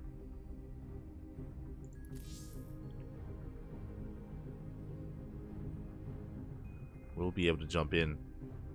So until then, we're going to be going on a short break, I guess. We have some downtime. Essentially, we have some downtime. So Trigger and Epic are mid-series. We'll be jumping into Game 2. Winner goes up against Beyond. So we're going to be following Trigger versus Epic into Beyond. That's going to be where our stream is focusing. And then when we finish up the lower semifinals, we'll be jumping into the upper semis. I say that because this upper portion is so delayed, and because Silky and Foxer are still in Game 2, it's going to take a while. It's going to take a while for them to catch up, to jump into Dark and to jump into Wayne. I mean, I say that, considering that it's Dark and Wayne waiting, I do feel like the quarterfinals and the semis are going to be much faster. I feel like these are going to be some much faster games here, whether it's Silky versus Dark or Foxer versus Dark. Like, I imagine these are going to be like 15-minute series. not gonna lie. So they might be able to catch up. But for now, our attention is going to be focusing on the lower half. Meanwhile, Silky is leading against Foxer, so it could just be a Zerg player. Silky is a Chinese Zerg against Dark, against Wayne. Best of luck to Foxer as he's surrounded by a Zerg up here. And we almost have a Zerg guaranteed for the finals between these 3 players, or these 4 players. So best of luck. And yeah, I guess we have a bit of downtime. We have a little bit of downtime. We're going to be going on that short break, and again, when we return, we will have our next series. We will have Game 2 of Trigger versus Epic. We'll have that available. So we do have some time to ourselves. Some time to gather our thoughts here. Alright, I was going to mention as well, when it comes to the missing players, we're missing Clem and Estrella and Future. Like, a shout out to Trigger. I kind of mentioned this earlier. A shout out to Future. Sorry. It's early in the morning. I just woke up. I got like 4 hours sleep, so I'm a little bit sleep deprived. Shout out to Trigger for waking up and competing here tonight. He woke up at 8 a.m. in the morning to play in this tournament. And who didn't wake up in the morning? Future, Estrella, and Clem. They all slept in. They're all sleeping in, which means they all missed out on ESL Americas. Shaking my head, papi. Shaking my head. As that is why they are not here, because they're all in bed. They're all asleep. Shaking it. Just for those who maybe are unaware, they're all in Korea. Trigger, Estrella, Future, and Clem, they're all living in Korea, and because of that, they're all practicing, they're all training, they're all improving, of course, and they are all preparing for EWC. Someone was asking yesterday, like, oh, why is Future and Trigger there? Like, they're not a part of EWC. That's true, but that doesn't mean they can't be there to help out Clem and Estrella. Right? It's like they can still be there, they can still help support them, and they can still be practice partners and help create an environment that is more conducive to practicing and improving in StarCraft. You know, that's the benefit of having a team house. That's the benefit of, you know, living together with like-minded individuals. It does make it easier to focus and improve and be in that kind of atmosphere. That's why, for back in the day, back in the Kesper days, for example, like even B-teamers would have their place even if they weren't competing in big events like GSL or big star leagues. They'd be there to help be practice partners and to help the others improve. And that's, I'm pretty sure, what Future and Trigger are there to do, to help Estrella and Clem improve. So it is really cool to see that initiative, that they're all working together, and that they're all, you know, looking forward to EWC. So best of luck. Best of luck. And of course, they're all improving themselves as well. But Trigger and Future, I mean. So it is really cool to hear, really inspiring, and I look forward to seeing them in their upcoming events. As long as they can wake up. As long as they can wake up in time. Shaking my head, shaking my head. Next time we need to tell Trigger to set up an alarm and to wake everyone up. These gamers, papi, these gamers. For now, though, we're going to be going on a short break. Going on a short break. When we return, we will have Trigger versus Epic. See you then. Huh. See you then.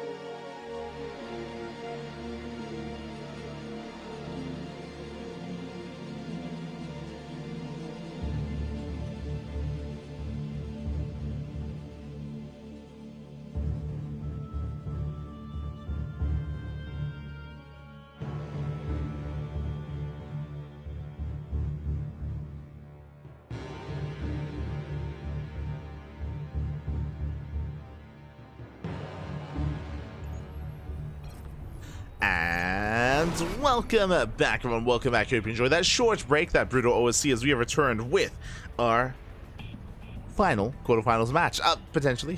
But we are nearing those semifinals. We are so close. We are jumping in mid-series and spawning in the top right-hand corner of Crimson Court. We have the Canadian Protoss player, the Red Protoss, lead the series 1-0. One game away from make it into the semifinals. It is Trigger. And spawning in the bottom left-hand corner, we have the American Terran player, the Blue Terran, representing Sidestorm Gaming. It is Epic. Predictions in the chat are open. Place your bets. Of course, we are jumping in mid-series. Of course, Trigger has a lead, but Epic brought down Geralt earlier. If he can bring down Geralt, then Trigger is within his grasp as well. I wouldn't believe we can have a back and forth. I wouldn't believe we can have an ace match, but the pressure is on the Terran. And fun fact, we have still casted purely PvTs today. It's been only Protoss versus Terran, and if Trigger takes the series, it's still going to be only Protoss versus Terran until the finals. Where are the Zergs, Pappy? I would love to cast one today. Just one, at least. That's all I ask. For now. Going to be embracing our opener. It's going to be double gas opener, Faster Factory here out of Epic. Getting into his Faster Factory. And Trigger is soon to confirm, is being as annoying as possible. We'll delay the expansion. The CC is not going to be thrown down, as we're going for a Faster Factory instead.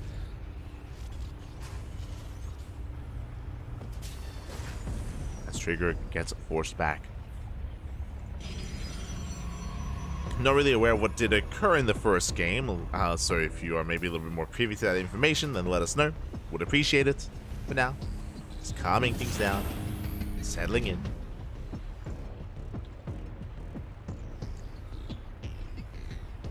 Going to be settling in. We'll see kind of what direction our players do take this, what tech Trigger invests in. Likewise, we'll see where Epic does head as well. It is going to be a reactor probe. We'll come in for the scout, and we do get eyes on the factory. We got the factory that's almost done, so Trigger is now aware that it was a more aggressive build. He's aware that the CC was delayed. We're going for a Twilight Council opener. We should be opening up a little bit safer here with additional gateways, as we are keeping up in the center of the map. Reaver gets shot down. Epic behind this, getting into his second Rax. Interesting. Now, with this second Rax on the way, that means that the starport is delayed quite heavily. We could even throw down a third Rax. If we see a third Rax, this might just be a 2-base all-in. This might be the beginnings here of a 2-base all-in from the side of Epic. Keep an eye on that production. But now, Trigger setting up, sealing off that natural early tank production here already. Yep, there's the third Rax. Let's go. So we have an early tank on the way. We have a third Rax as well. And we are getting ready for a very, very committed 2-base push. Basically, 2-base all-in. I say basically, we might still expand. We might still take a third TC as we move out. We might not pull the boys. We have the option. We have the option to pull the boys with this and to just send everything across the map once the natural's up and running. Like, we're still building up. There's still going to be a stim timing from the side of the Terran, so we have a ways to go. But we could opt to pull the boys with this, or we could just expand behind it. And you really use this just to deny the third base of Trigger. I say that because of the map layouts. The third base is going to be on the right-hand side. It's going to be a very secure third. Breaking the third is going to be easier said than done. So we'll see what Epic does go for and how aggressive he is with this. Regardless, the move out is going to need to get damage done. Meanwhile, back across the map, we do have Trigger just settling in. Getting into his own blink-based opener. It's going to be 2 gates, so 2-gate blink for the time being. Trigger moves out with the Observer, and he needs to get a read on what's going on. He needs to realize how much danger he's in as Trigger is expanding. Now again, this expansion is very safe and secure. The reason for this is because of the rocks. The rocks are set up here on the left, minerals as well, so laying siege upon this base is not easy. So because of that, greedy play is favored on this map. We're going for a bay as well. Now we have our gates on the way, but here comes the move out. And here comes the push. What do we have? We have 3 tanks. We have Marines. We have Marauders. The Observer misses. The Observer misses the army. Uh-oh. We don't pull the boys with this, but regardless, very committed here by Epic. And is all in. Barely has any SCVs, 25 workers. He doesn't pull the boys because he never made any. It's all or nothing for Epic. You can't pull the boys if you don't make them, but he is here. Overcharge is pumped. But massive tank volley is going to be going up. And tank shots on the Stalkers. Epic getting on top of the natural. Shield battery under fire. And the shield battery does fall. And Trigger is up against the wall. He's in a lot of trouble. The Robo's under fire as well. Only Blink Stalkers to defend. Only Blink Bappy. And it looks like Epic, he's gaining more ground. Getting within range of the natural. Boys are being pulled away to the third. Trigger will maintain an economy. We'll be able to warp in. Gateways are finishing up. Charges on the way. Trigger taking a slower approach. Time is on Trigger's side here. Remember, Epic, he cut workers at, what was it, 25? Now making SCVs. But Epic needs more than just a natural. He has to go for the kill. So we get 7 probe kills. More gateways on the way. And we need that warp in. We need those zealots. Need those zealots desperately. Trigger, oh, taking another tank shot. Epic making his way into the main. Charge is done. We're going for the pylon. We depower the gateways. We see Trigger coming in from behind, catching reinforcements. Charge lots. Oh, the bottleneck there is brutal. Yeah, brutal choke point. And it looks like Epic has done it. He's broken into the main. A GG gets called, and Epic ties up the series 1-1. We are going to the ace match. GG. Whew.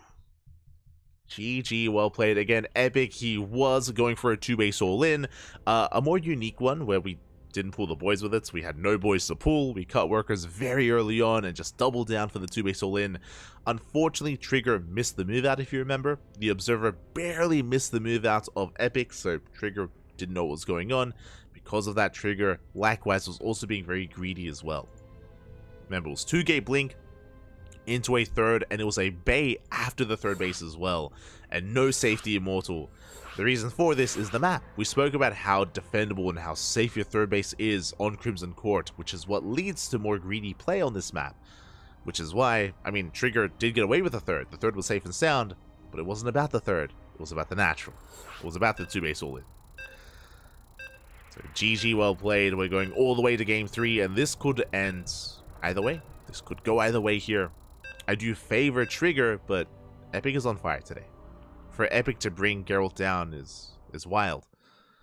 And for him to force the ace match against Trigger as well shows that Epic, he has definitely prowess here in the TVP matchup.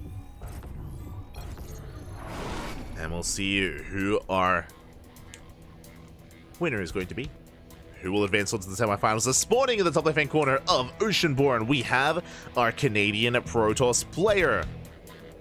The Red Protoss representing Team Basilisk. Being forced into the ace match. Can we bounce back? It is a Trigger. And spawning in the bottom right-hand corner, we have the American Terran player, the Blue Terran representing Sidestorm Gaming. Tying up the series, forcing the ace match. Can he go the distance? Can he go all the way? It is Epic. Here we go.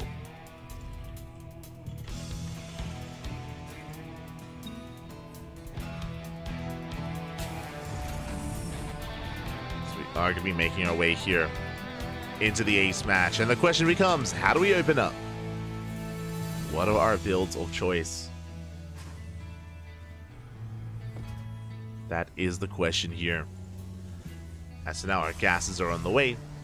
Just our one gas for the time being. We'll see if we embrace another. See if we embrace another gas.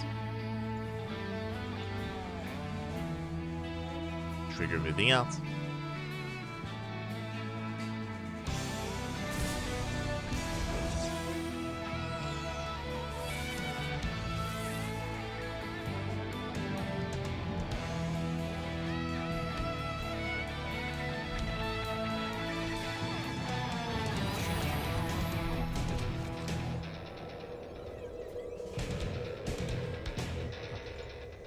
Trying to get a read, trying to get a scout off, and it is going to be an economic opener. Going to be an economic opener here out of Epic, going for the initial gas geyser into the racks, into the CC. So Epic is calming down. He's calming things down here in game number 3. And this means that the early game is going to be a little bit more passive. It means that we're going to be calming things down and settling into something a little bit longer. A little bit. Of course, Epic could still choose to once again delay the starport and go for a faster racks. We'll keep an eye on Epic and the production setup. Keep an eye on Epic.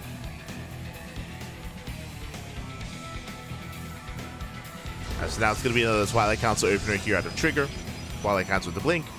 Safety shield batteries on the way. And it is going to be a 1-1-1. Okay. 1-1-1 opener here by Epic. This does tell us that we're going for a longer game. We're going to be setting up for drop play and expanding.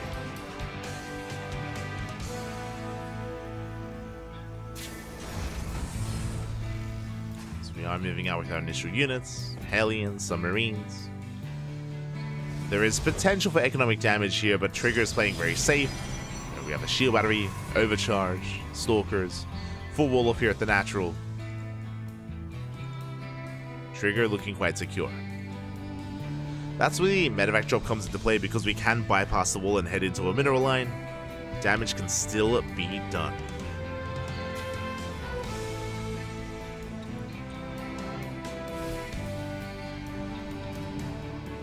As Epic is keeping those Hellions hidden. Pin back. Medevac has arrived. Interesting. Okay, so it's going to be Hellions on the ground, Marines in the sky, and we're moving out with our drop. Behind this, Epic throwing down his second racks, getting to tank production. But this does need to get damage done. We'll see if we can break through the front lines. What do we have to defend? We have 4 stalkers. One of them in position. We have the shield battery. We have the overcharge. Yeah, we're fine. We have the shield battery. We have the overcharge as well. And we do deflect the Terran. Again, just a really solid setup here from Trigger. There's no breaking this down. And Epic has to back off, going for the Hellion drop. Trigger getting in position. Is aware of the potential for the Hellion drop as well. He saw everything. Trigger is ready. Now, 3 Hellions one-shot probes. True. But we have the bare minimum. We have only 3 Hellions. Once one goes down, that does make this less threatening. And again, Trigger is lying in wait.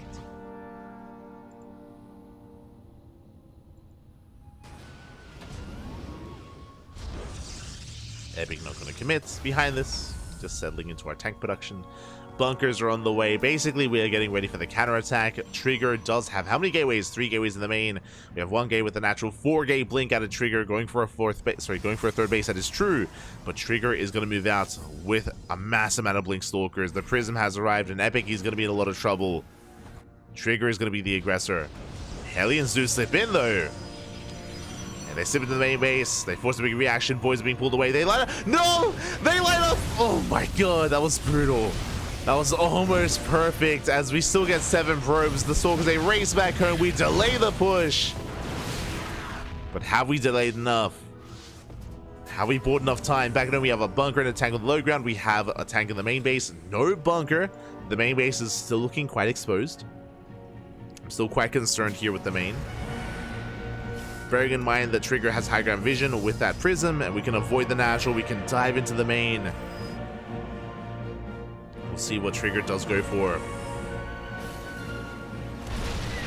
We just go for the natural. We pick up a tank. Massive pickup. 1 tank goes down. Rotating over. Prism's on the way. And Epic trying to read the movement here of Trigger. We just go for the natural. Boys are being pulled. We go for the dive. If we one-shot the tank. Tank goes down. Epic did well across the map, but alas, back at home. Oh, we have marauders. Stim is almost done. We are holding. Not the cleanest hold. It did cost us 2 tanks. But we are surviving. To say that, more Stalkers, they take on the depot. Trading with Marines. The marauder counts still looking okay, but not much support, not much buffer. Yeah, the eBay is going to go down. We deny +1. Stim is done, though. Boys are being pulled. Can we break through this? The Marauders are doing a lot of damage to the back line, but they're no longer the back line. They lose all the Marine support. Now Marauders are under fire. Behind this trigger, getting fully saturated on 3 bases.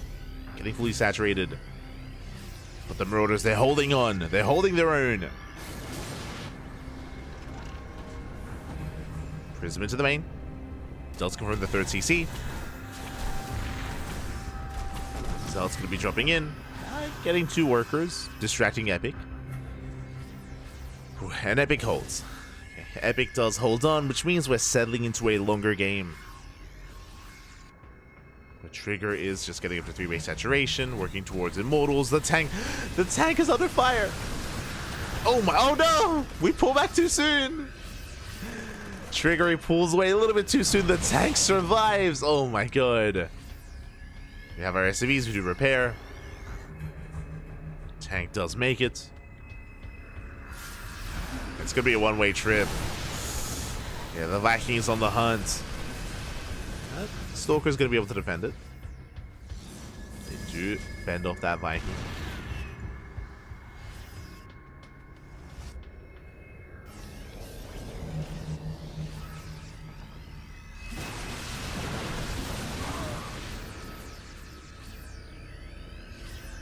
Fend off the Viking.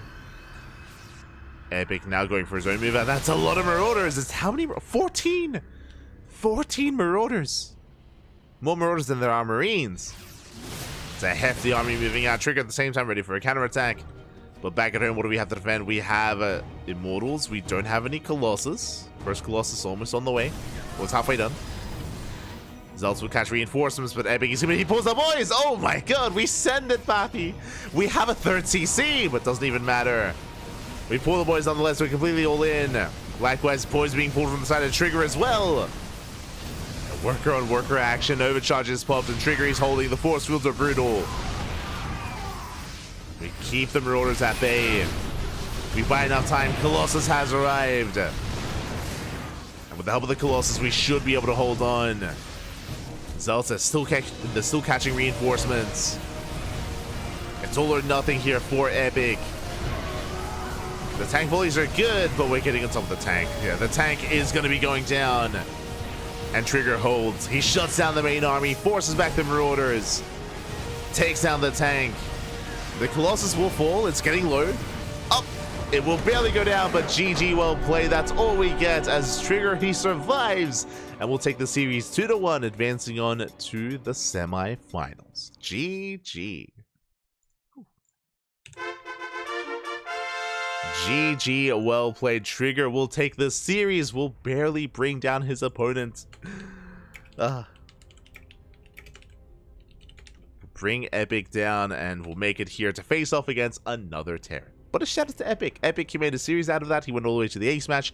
Epic brought down Geralt as well, which is not an easy opponent. So a big shout out to Epic. He did well for himself making it this far. But congratulations to Trigger as he does advance on to those semis where Björn has been patiently waiting. Björn has been patiently waiting in those semis. And that is our next series. That is going to be our next series. So we're going to be following Trigger, and I imagine they're going to be hopping over to the Korean server. We'll just wait for confirmation. But both players are in Korea, so most likely going to be heading on over.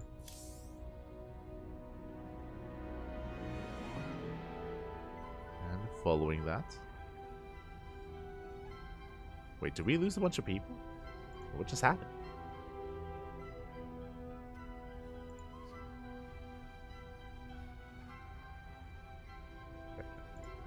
Meanwhile, it looks like we have some other updates coming in. It looks like it looks like Silky did bring down Foxer, and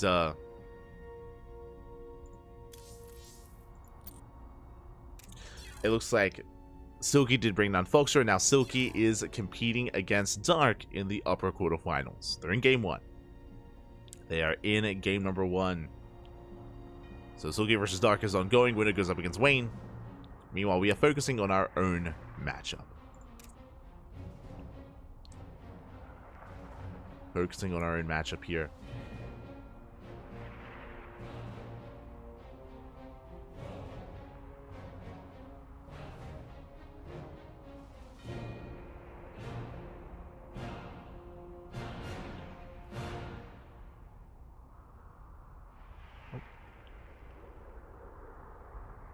Just making sure the predictions are getting paid out.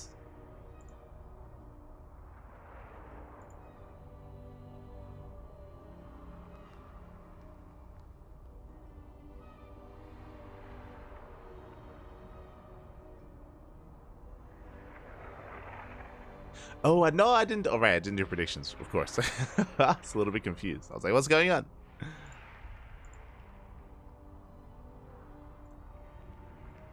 But we have confirmation we have our next series. Predictions will open up once we have our lobby, and it looks like videos are underway, so we're going to be going on a short break. Going to be going on a short break. When we return, we will have Beyond vs. Trigger coming up next. See you soon.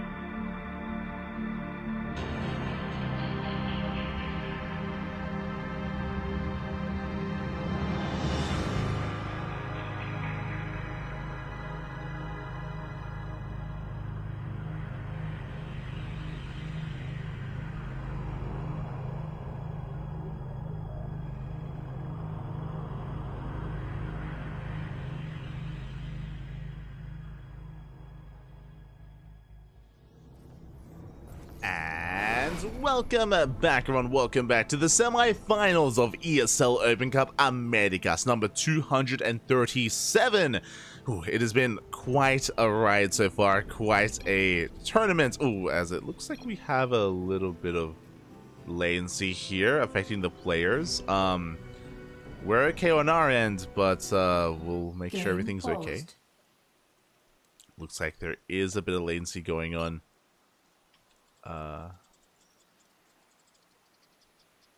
See, hopefully everything's okay. Yeah, if it is us,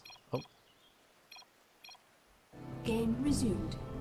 If it is us, then we will of course leave. But yeah, we're looking good on our end. We're looking good. Ooh, that's a lot of lag. That's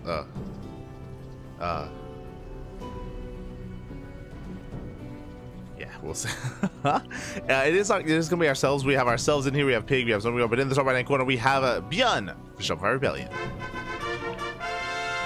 And in the bottom left, we have Trigger for Basilisk.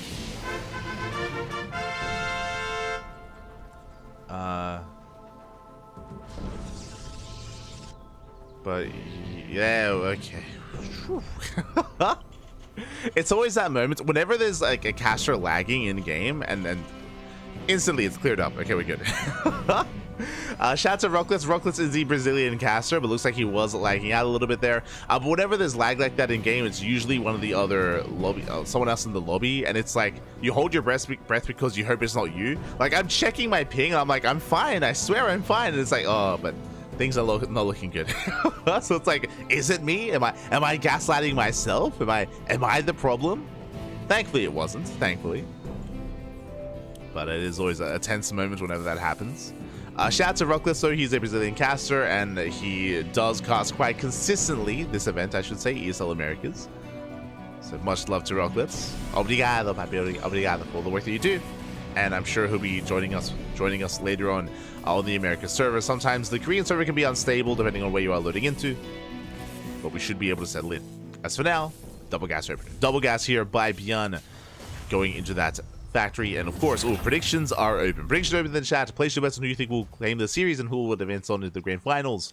Who's it going to be? Our Terran or our Protoss? Up to you to decide. Best of luck. Best of luck with those predictions as we're settling into our series.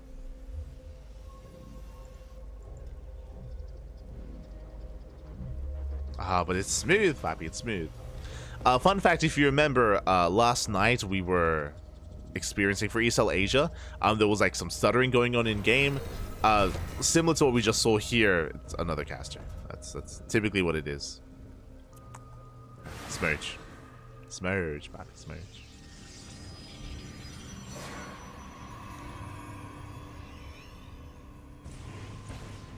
As we are going to be active across the map. Björn barely does escape with that Reaper. Oh, I say that the Adept was waiting though. Lying in wait for the Reaper. Reaper going to be zoned away. Back at home. Trigger going to be settling into his own Twilight Council opener. Working towards Blink.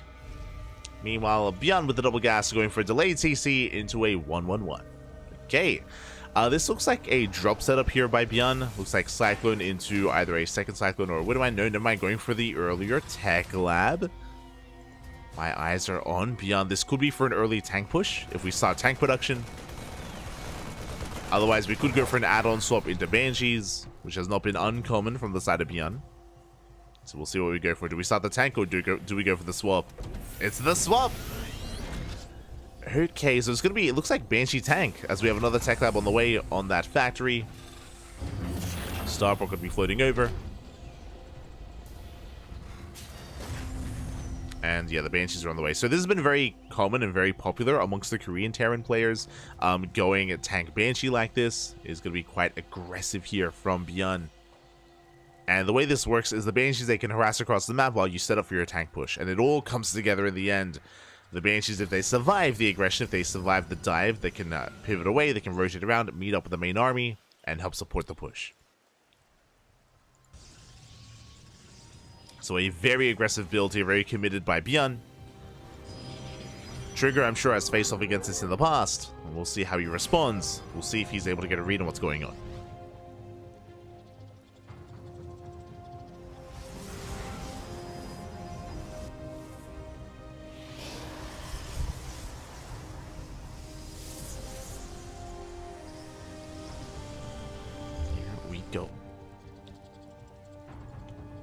So we have our first Banshee moving out. Beyond just looking for any kind of stray unit, trying to gain map control. And Trigger with our Twilight Council opener is working towards 2 gateways in low ground, 1 gateway in the main. It's going to be 3 gate blink from Trigger. With this, has map control, can move out, but unfortunately, because Trigger's moving out, back at home, we're vulnerable. We are vulnerable. Banshee is going into the natural. And probes are going down. Yeah, it takes 2 shots here to bring down a probe. At the same time, Trigger, he's committed. There's no turning back. Not anymore. And do we dive into the natural base? We have a bunker on the way. Marines are amassing as well. It's not going to be easy. We do bait out the tank shots. Yeah, tank shot goes off. We're trading with the Marines, getting on top of the tank. Boys are being pulled. And we get the repair. Yeah, the tank is repaired back at home. We do have a warp in. We do deflect that initial Banshee.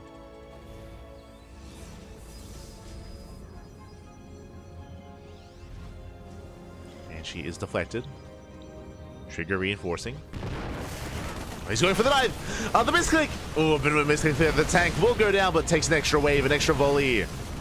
Oof. That means we take extra damage as well. Ay, ay, ay. Yeah, Trigger running out of steam, running out of stalkers. Yun is building up, and unfortunately, Trigger, he just cannot maintain himself. He has to back off. He's expanding, getting his third base, and we're working on that next step. As we have a Banshee in both the main and the natural. Pulling Trigger apart a little bit. Meanwhile, Trigger's across the map, but he can't really dive into the main. There's a tank there as well. Yeah, Beyond is quite heavily fortified.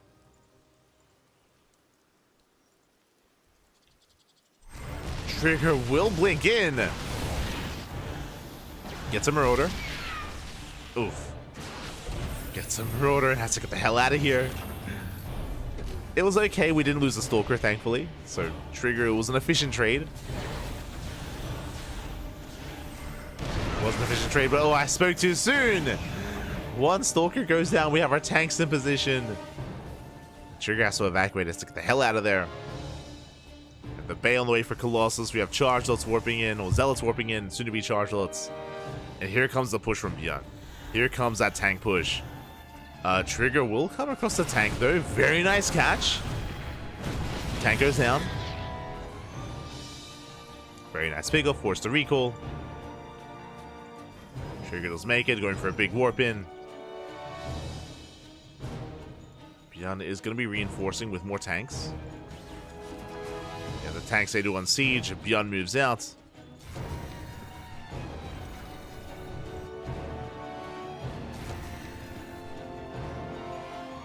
And the question becomes, do we warp in across the map with the Prism, or do we warp in back at home?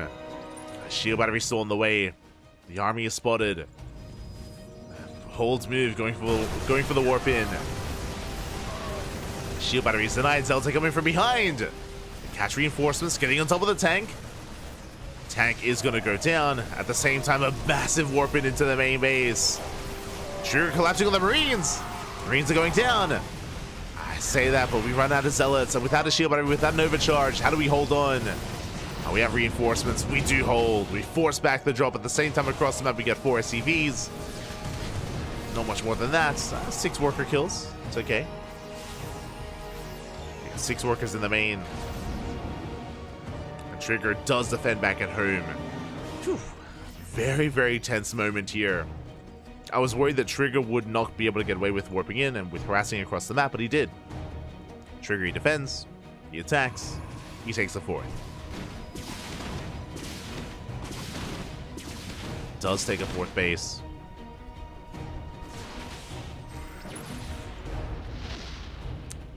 The Banshee does go down. Catching with the chat. Look, another Blink build in TVP. I mean, yeah. I mean, what do you want to see? Feast Colossus for 2 years again? I personally am happy with the end of the reign of Phoenix Colossus. It was dominant for a long time, and we still see it from time to time. We'll still see Phoenix Colossus every now and then, but nowadays it's less popular than it once was. Thankfully.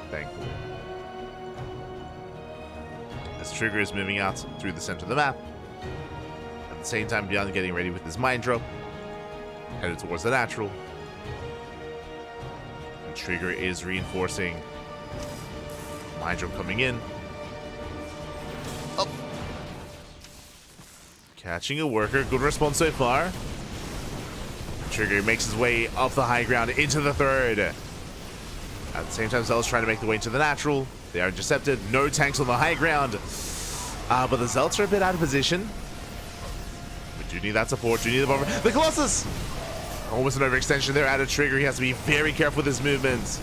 As we run out of Zealots, we're running out of Stalkers. We're collapsing on top of the Colossus. We pull the boys. And I don't think Trigger has enough. He's going to lose everything. The Colossus, the Prism goes down, and Beyond holds. It does cost him 17 SCVs. A lot of workers went down. But that was a massive loss for Trigger. Unfortunately, it takes far too long here to replace those Colossus. We have to back off. We barely have a standing army. And Beyond has momentum. Beyond has a massive supply lead. And yeah, Trigger was just a little bit too overeager. Was overly aggressive. Going for a Zealot run by, but alas, how can Trigger defend, survive against this push? We have Vikings, we have Marauders. Zealots will distract Beyond, will get some SCV kills, but he doesn't turn back. Beyond does not turn around. He commits, pushing in towards that third. Vikings landing for a moment, realizing we do need them in the sky. But even without the Vikings, we have plenty of Marauders. We can focus on the Colossus. We go for the dive. With the overcharge, though, Trigger, he holds. Impressive. Very impressive defense here. With the help of the overcharge, Trigger, he barely holds on. We survive. And across the map, we did bleed out SCVs.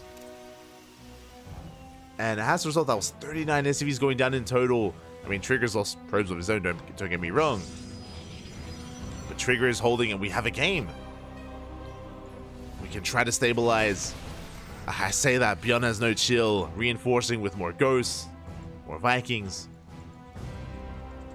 Rotating over, getting on top of the fourth base.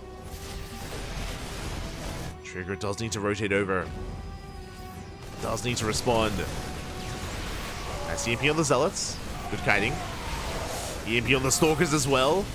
The Stalkers are so vulnerable. They're so exposed. Second Colossus does arrive, but where's the Gateway Army? We have none. Yeah, and Beyond, he's broken the back here of Trigger. I mean, I say that, another overcharge. Oh my god, we have the overcharge barely ready just in time every single time.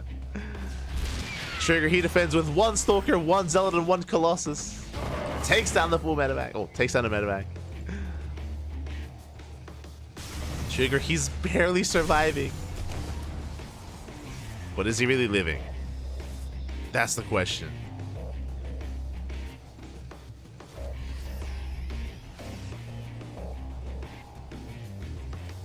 Trigger is holding on. Beyond at the same time, diving into the third. Threatens the Nexus. Does threaten the base. And Beyond, it looks like he's calming down. He's calming things down. 4 CCs being taken. Now, what is scary here is that Beyond has an economic lead. He's even on bases with the Protoss, which is a terrifying thought here for Trigger. Trigger needs to expand. He needs a 5th desperately, as Beyond is getting his 4th fully saturated. Trigger either needs a 5th base or he needs to pull off some harassment here.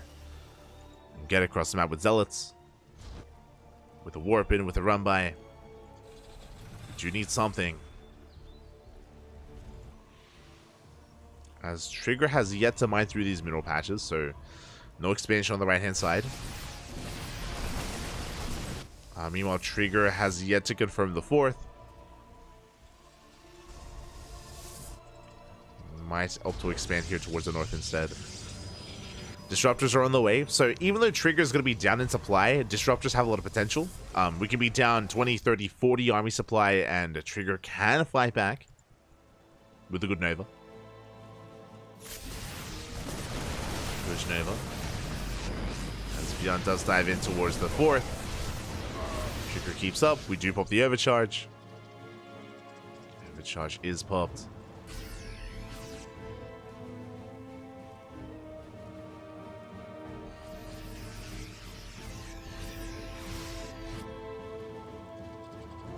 Check. Ray shield my replacement. Yeah. 100%.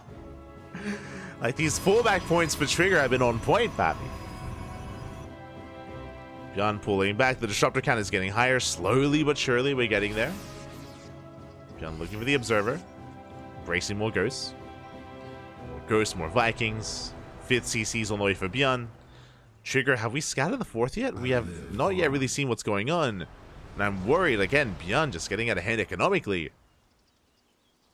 Does mean that even if Beyond trades a little bit poorly, he can afford these trades. Can replace his army as Beyond is about to max out. Trigger building up the disruptors. How many disruptors do we have? 4. 4 disruptors. 3 Novas going to be available. We do spend the first one. First one is spent. Planetary's up and running. Trigger takes the 5th. 5th base is late. Meanwhile, Beyond is looking for the expansion. And going for a Doom drop. Oh my god. I was like, do we come back? Do we go in? Yeah, but a massive Doom drop into the main base. Trigger out of position. Oh, never mind. Does recall into the main. The Novas. Nova's going to be going off. We connect with the Ghost. Bit of friendly fire. But decent connections nonetheless. And Trigger, he shuts down the main army. Cleans this up. Ooh, does shut down the Ghost. That was a risky maneuver there out of Trigger. He does lose 2 disruptors in the process. But he shuts down the main army. Trigger takes a supply lead. There's a lot of supply going down for Beyond. And Trigger's moving out. Let's move out. Colossus under fire. Ooh, 1 Colossus does fall. That's a lot of Vikings. There's a lot of Vikings here. Nice EMPs. But disruptors, they didn't care about your EMPs. They've been starting back the army. No major connections. Got 5 disruptors. I think there's 1 Nova available currently. 1 Nova.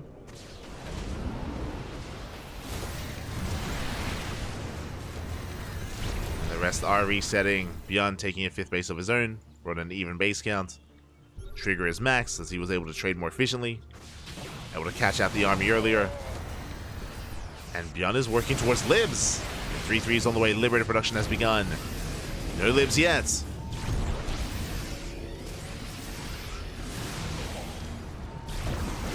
No Liberators for the time being. Dark Shrine is done. Blink is on the way for those DTs. And we can get ready for some DT harass.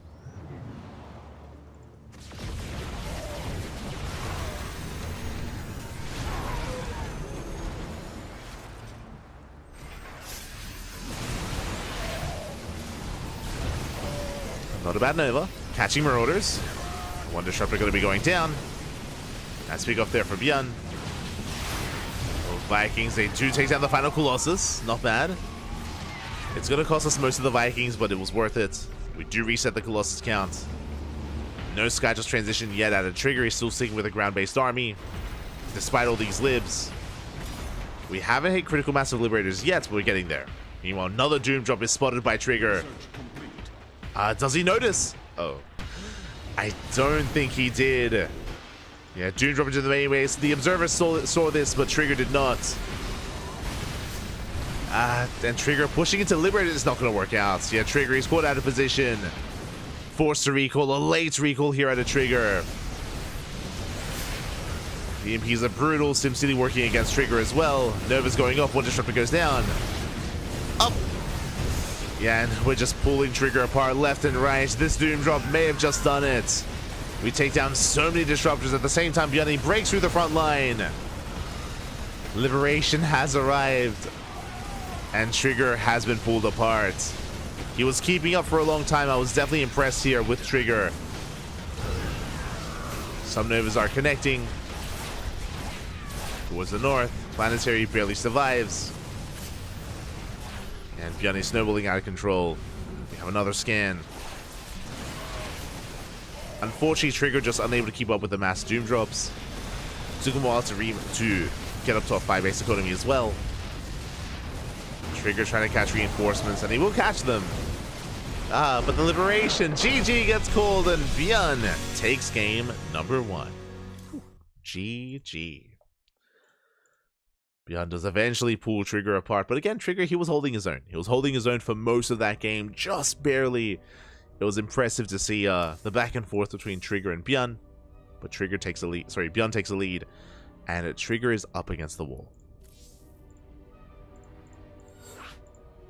We have to fight back here and now to force the ace match, and I'm hoping we can get a game 3. I'm hoping we can get it back and forth, but we'll see. The pressure is on Trigger.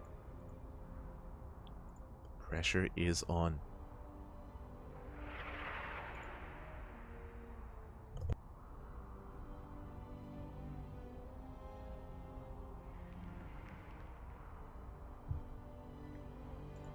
So we're embracing that lower semis. Meanwhile, the upper semifinals also underway as well. Dark versus Wayne has begun. So we might just follow this right into the finals. Might just go the distance here.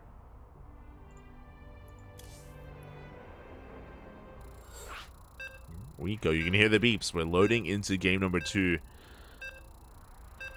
And either we crown our first finalist, or we have a back and forth ace match. I'm hoping for game 3. We'll see. As game 2 is going to be on site Delta. Also, I'm freezing. It's so cold here, Papi. It's so cold. Spawning in the top left-hand corner of site Delta, we have our South Korean Terran player. The blue Terran representing Shopify Rebellion. It is Bjorn. And spawning in the bottom right-hand corner, we have the Canadian Protoss player, the red Protoss representing Basilisk. It is Trigger.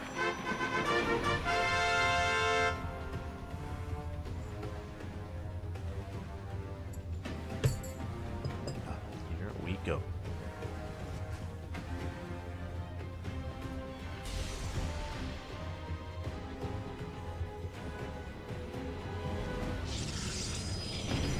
Here we go. We're going to be settling in.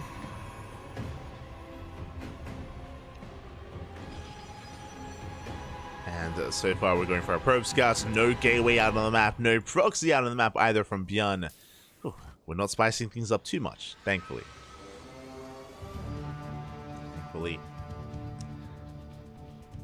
Meanwhile, hold on. I'm gonna need a moment. I'm freezing back.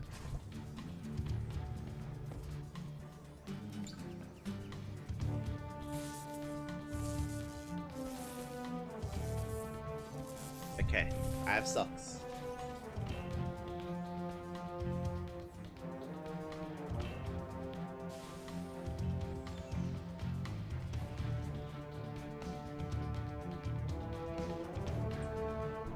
Okay, we're good. I have socks and they're on. Again, for those that don't know, it's winter here in Australia. It is winter, and it gets quite cold. It gets a little bit colder than I would imagine in European countries or other areas in the world, just because our houses are not insulated necessarily. They're designed to allow heat to disperse and get the hell out, not to retain heat.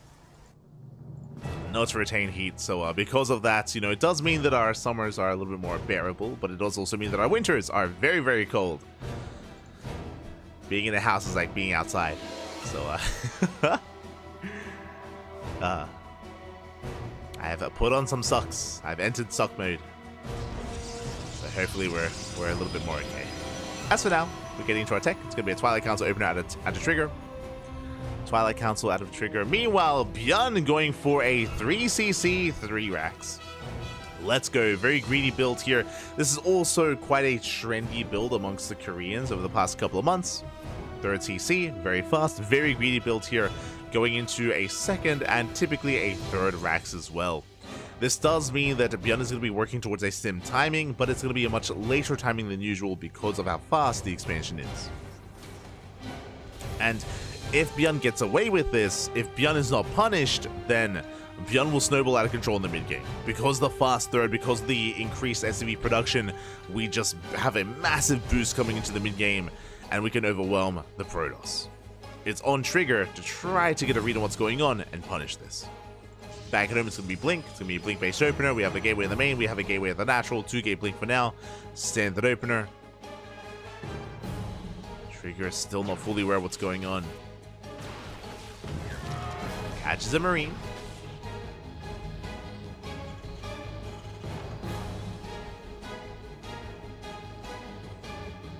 Does catch a Marine. Stim is on the way.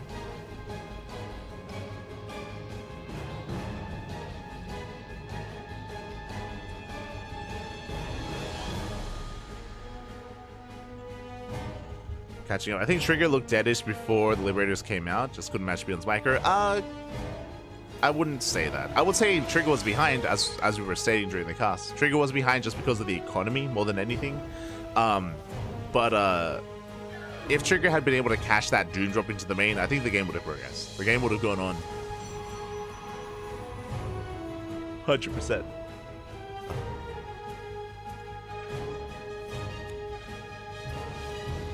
Have gone on from there. For now, though, we're going to be settling in. Going for a third base, so Trigger's going for his own third, which means Beyond is getting away with this. He gets away with the more greedier build, gets away with the 3cc. And things are looking that much better here for our Terran player. Stim is on the way, +1, factory into starport, into our 3-base setup. Beyond will soon move out. It's going to be on Trigger to try to keep up here the aggression of Beyond, and with the greed as well. As Trigger is establishing his own third. Charge now on the way. Interesting.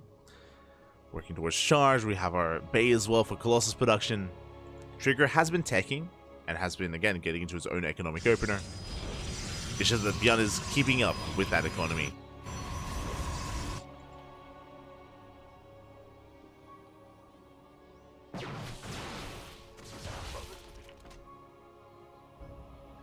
We are dipping out.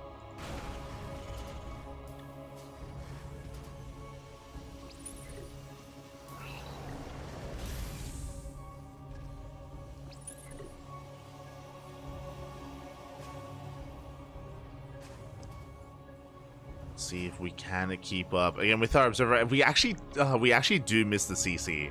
Oh, never mind. We do get eyes on it. Trigger now aware of the more greedy build of Beyond, but at this point we can't really punish it. At this point it's too late to try to do anything about this fast third CC.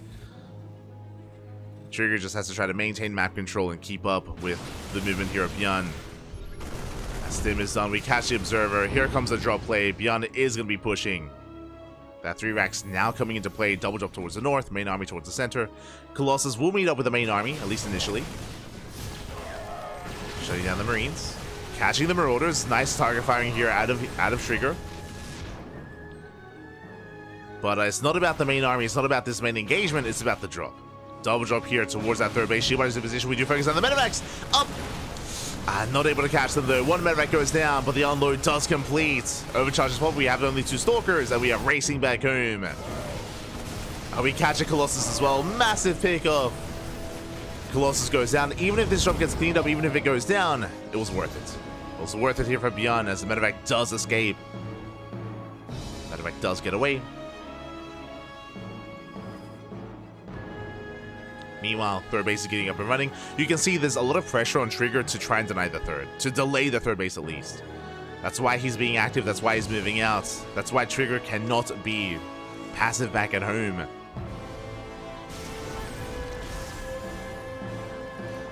But we can't break this. We have plenty of Marauders. Vikings have arrived as well.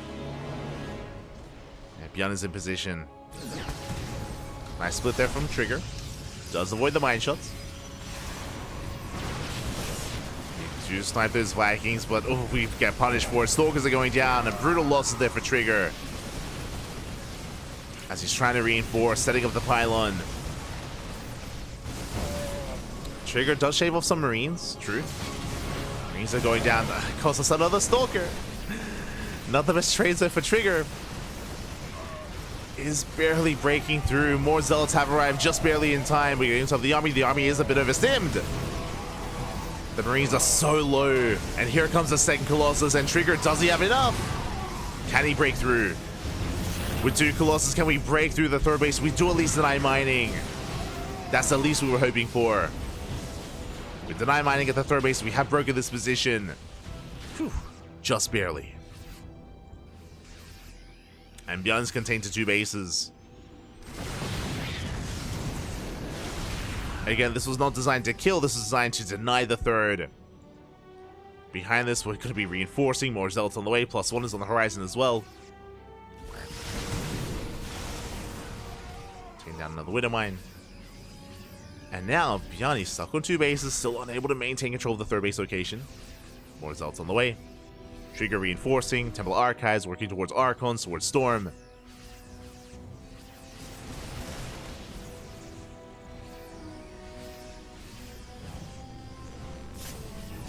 Up. And we do break through the first line of SCVs, but the Marauders are pushing in. Up. They are trying to break through. We're running out of Zealots, running out of buffer. Colossus looking exposed. We have to get the hell out of here. And Trigger, he overstays his welcome. Trigger a little bit too greedy as he's going to lose every single unit here. The Zealots, the Stalkers, and the Colossus. We did well denying the third, but we stuck around a little bit too long.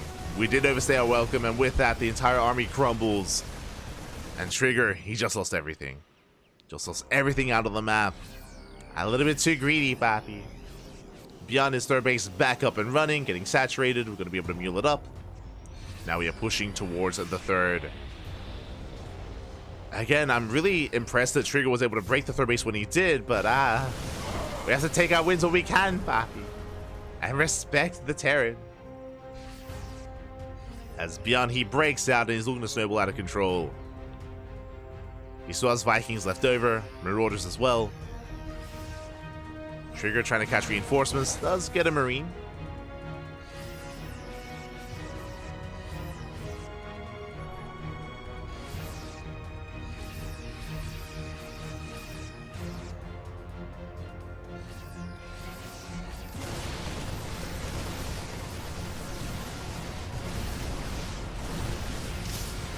Yeah, let's be honest, just waiting for reinforcements, waiting for the rest of those Marauders to arrive. I mean, we will be able to shut down these Vikings, but they break down, well, they bring down one of the Colossus as well. Oh, barely does survive though, the Colossus! The juggling! We maintain the Colossus, and with the help of it, we're going to be able to hold on. And Trigger does hold, just barely. It did cost him all the Archons though. That was what, 3 Archons going down. But Trigger does fight back. Nice EMP there from Bjorn. Does EMP the Stalkers. Trigger just not backing up. He has no chill. Going for a big counterattack. Bjorn, he got a 4 CC. But with a wave of reinforcements with Zealots, we can break this position. Trigger, he's still in this. He's still in this. They're diving in the main army. Once again, massive EMPs on the Stalkers. Boys are being pulled. We do quite well against this. SCVs are going down, but we're getting us off the Stalkers. We need more Zealots. And they're barely coming in. Once again, the jumping out of Trigger. He saves one Colossus, barely the other as well. For as long as he can. Oh, the Prism does go down, but we shut down the Vikings. The Colossus, they live. Just barely. 12 HP. The Colossus barely survive. But without the Warp Prism, we can't reinforce. We cannot reinforce on the front lines. Reinforcements are on the way from back at home. Trigger is committed. Even long distance mining. So close to breaking the back of Bjorn. One Colossus finally goes down. But we still have one left over.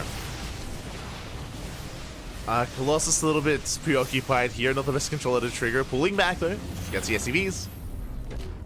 Does pull back. Bjorn though, he has a 4th. He has a 4th base fully operational. And I don't think Trigger knows. If he was aware, we should rotate. At this point, we do need to rotate over. This base is heavily saturated. The Mule Hammer is real. Trigger backing up.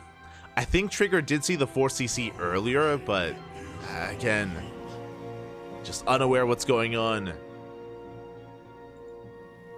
Because of this, Trigger may think he's further ahead than he is. I am concerned for Trigger. I'm concerned, Pat. Let's be on this building up. Trigger moving out with his stalkers. Once again, though, he's checking the third base location. There we go. Zealots towards the fourth. Thankfully, he's checking. And the Zealots can get some damage done. And now we get eyes on the full saturation. Now we realize what's been going on. We get 2 SCVs. Barely 3.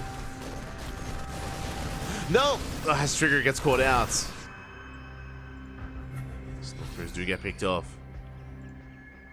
Trigger consolidating his army, bringing everything together. Does bring it all together here. Now rotating towards the fourth base of Beyond.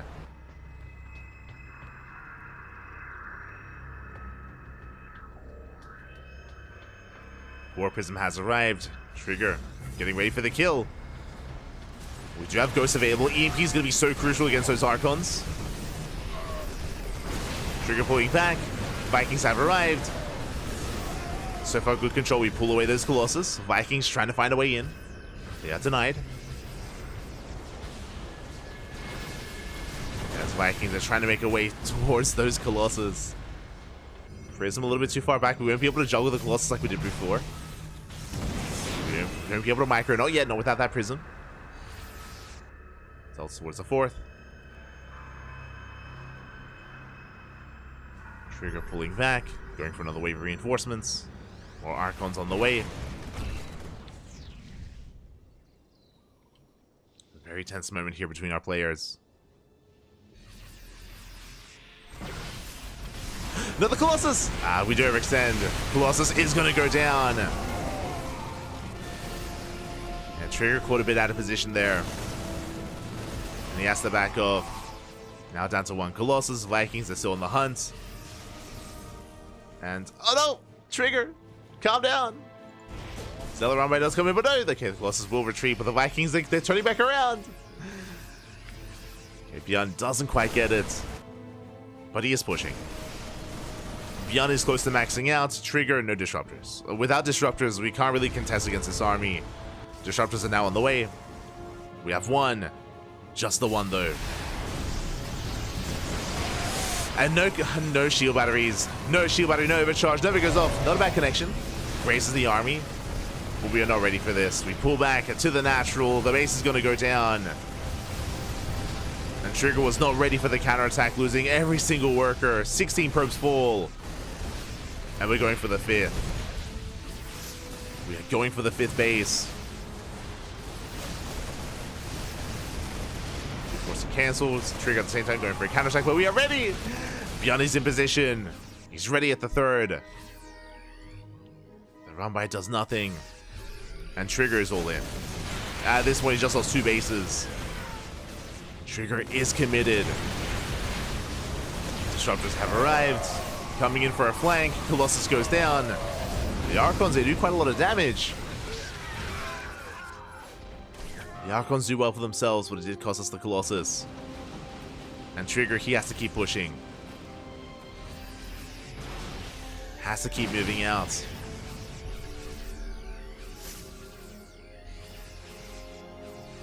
Up.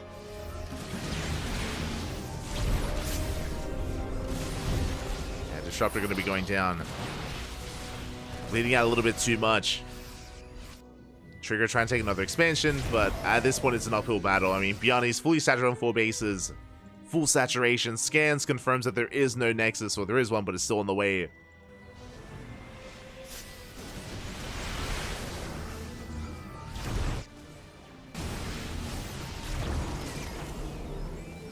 And Beyond, due to a supply leading, just pull Trigger apart. This doesn't have the numbers to work with. Trigger can keep up with the main army, true. Can keep up, but the natural is exposed. The rovers are depowered. We collapse you on the Nexus.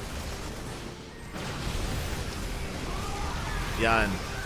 I mean, it was impressive that Trigger was able to survive for this long. And Trigger, he almost broke Beyond. I mentioned before that a big kind of factor I do think is the Trigger was unaware of the 4th. He was unaware of the 4th base for far too long. Which meant that even though Trigger was denying the 3rd, it didn't even matter. GG gets called, and Beyond will take the series 2-0, advancing on to the grand finals. GG. GG, well played. Bjorn will take it.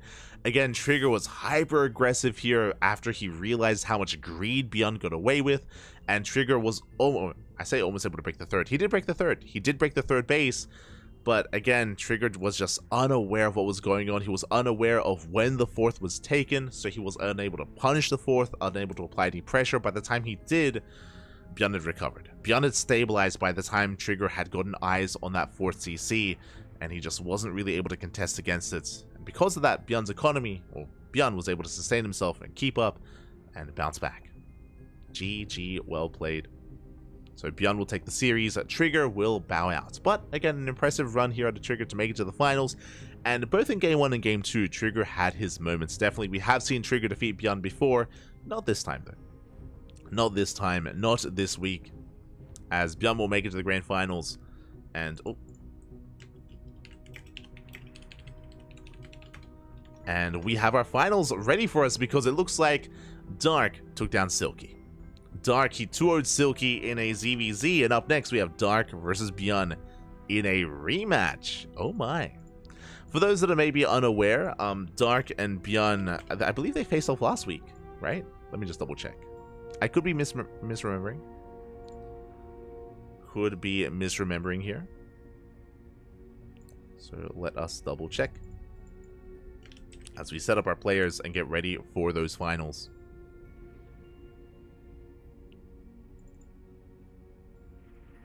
Hopping on over. Yes. So this is a rematch from last week's finals. Dark did take down Bjorn in the finals in last week's edition of ESL Americas. I do recommend checking out the VODs. Do recommend checking out the VODs from last week. We had some amazing series, some amazing matches, and we'll see if Bjorn can get his revenge. For those that are curious, for those who are maybe unaware, Dark did defeat Bjorn 3-1 last week. Did make a series out of it, and it was a little bit back and forth, but still went in favor of Dark. And we'll see if Bjorn can bounce back and look to redeem himself. We'll see if he can redeem himself as we're getting ready for those finals.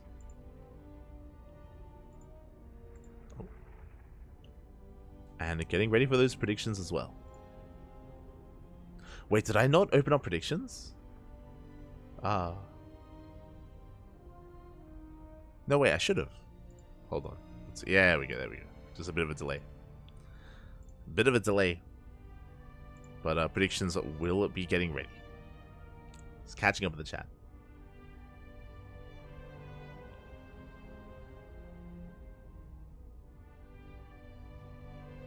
Hey, watching Protoss lose because ground toss and disruptors suck so hard once Terran has libs. For the most part, yes. Typically, when it isn't just when Liberators come out, but when Liberators get up to critical mass, that does typically force a Protoss player to transition into Sky Toss. That's usually the dynamic. Once libs arrive, then we have to work towards a fleet beacon, towards Sky Toss, towards Tempest or carriers, and work towards the late game. I don't think that's necessarily applicable to Game 1. I think you're referring to Game 1 between Trigger and Bjorn. That was a bit of a different dynamic going on there. But I understand the sentiment. Understand.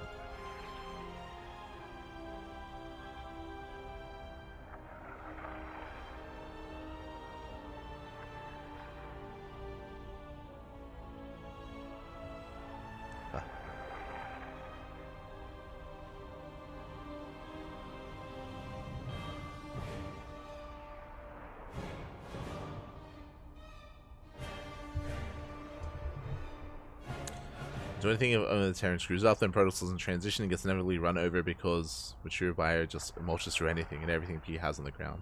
I mean, if we're referring to, again, Game 1 as we're getting ready for our grand finals, referring to Game 1, if you remember, Trigger was behind, so he didn't have the opportunity or the luxury of trying to tech up into Sky Toss in that kind of game state, or deviate away from disruptors. He was like stuck defending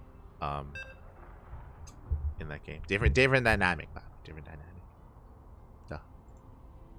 But here we go. Looks like our Vitas are done, and we're jumping into the grand finals. If you're in the chat, predictions will soon be open. They will soon be open in the chat, so you can place your bets on who you think will be our champion this week.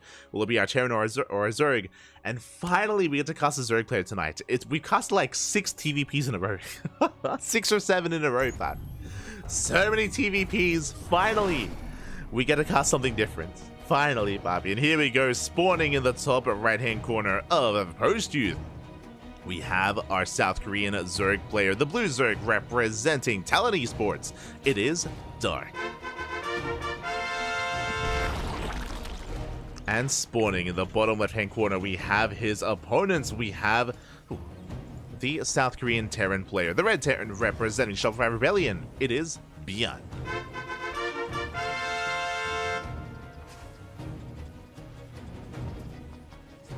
Here we go.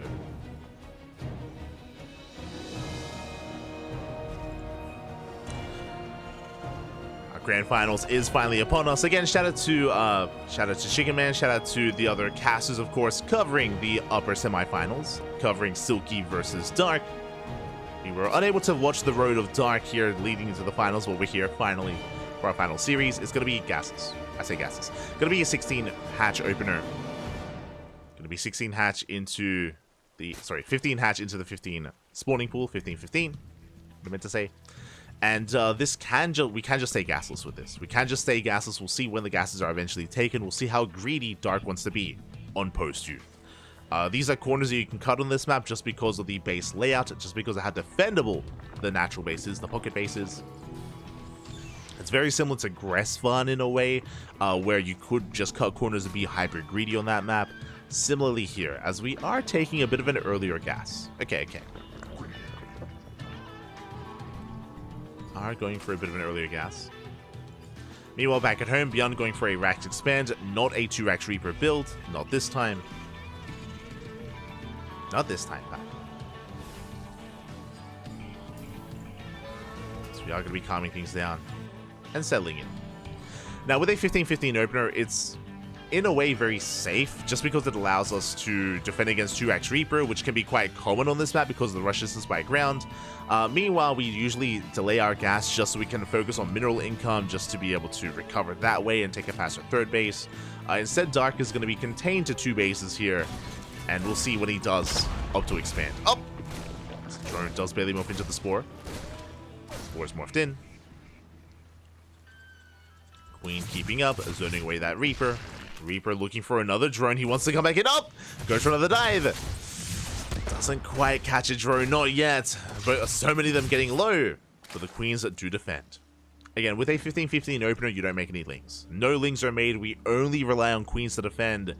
That's to help recover for the later hatchery, so we can spend all of our larvae on workers. So this is an adjustment that you make here with this kind of opener, and it can be risky. A lesser player would have lost drones. A lesser player would have needed lings to defend. Dark did not. Again, purely Queens. As we fend off the Reaper, we do hold back across the map, but Beyond going for a 3rd CC before Starport. Very economic build here out of Beyond. And Dark has yet to confirm. I mean, Dark at least knows it's not 2-Rax Reaper, but doesn't know if it's going to be a 2-1-1, a 1-1-1, or a fast third. Dark still piecing it all together, going for his own 3rd hatchery.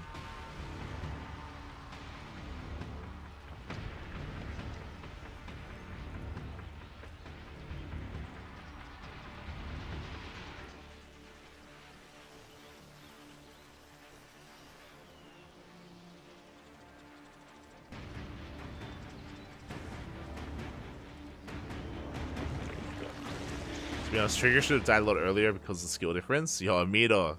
Why, Papi, you're clowning, Papi, you're clowning. Your biases have been showing all day today, Papi. What's going on?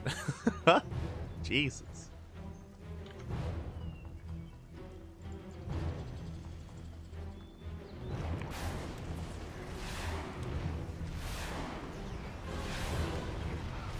As the Viking does rook up, does shut down the initial Overlord.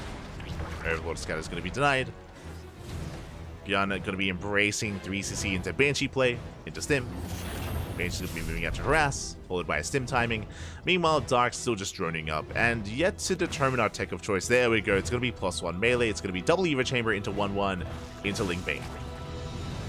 Not roaches. No roach play here. Not out of Dark. Not this time.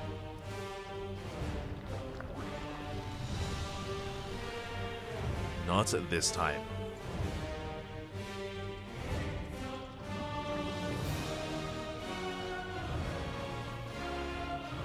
Bjorn is taking his own third, landing it on location. Again, no major signs of aggression early on. We're just kind of easing our way towards the mid-game. Calming things down.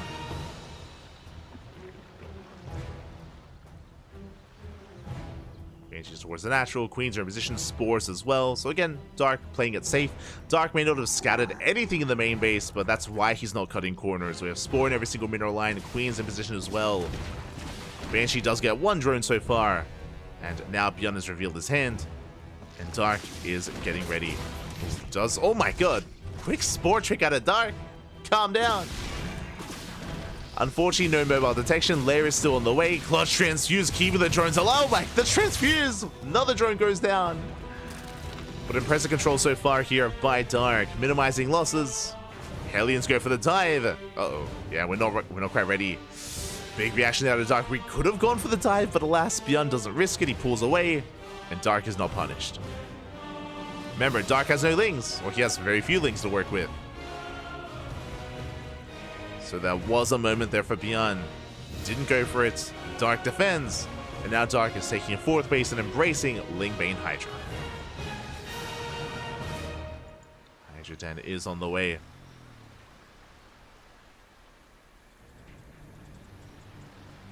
Bjorn rotating around.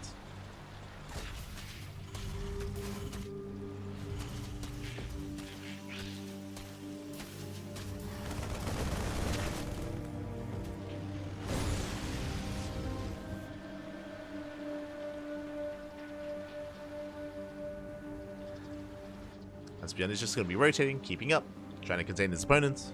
Likewise, Dark is getting getting a fifth base. The gold is on the way. Now, this gold is going to be difficult to hold on to just because of the map layout. We have a ramp right next to the gold base. There's so much high ground to make use of. And here comes Bjorn. The goal to knock down the gold. To knock down the gold and to keep on pushing from there. So we do head in between the bases. Again, Hellions are in position. Hellbat's morphing in. Tank does siege. And we stim on that hatchery, and it should be cancelled. There we go. The goal base is denied. Clearing up some creep, almost catching a queen. Almost.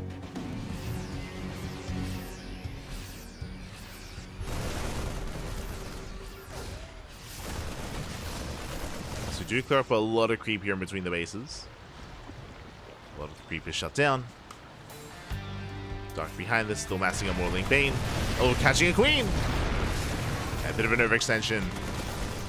Queen does fall. Dark playing it safe, waiting for his own bailing speed to kick in. Bailing speed now done.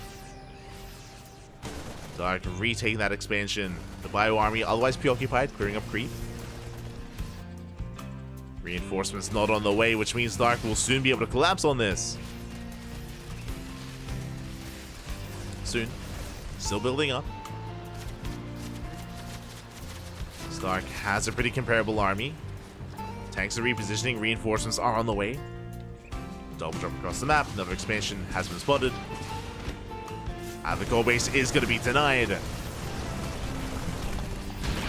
Dark, I'm sure he was looking for an opportunity like that to collapse on the tanks, but was distracted by the Banshee.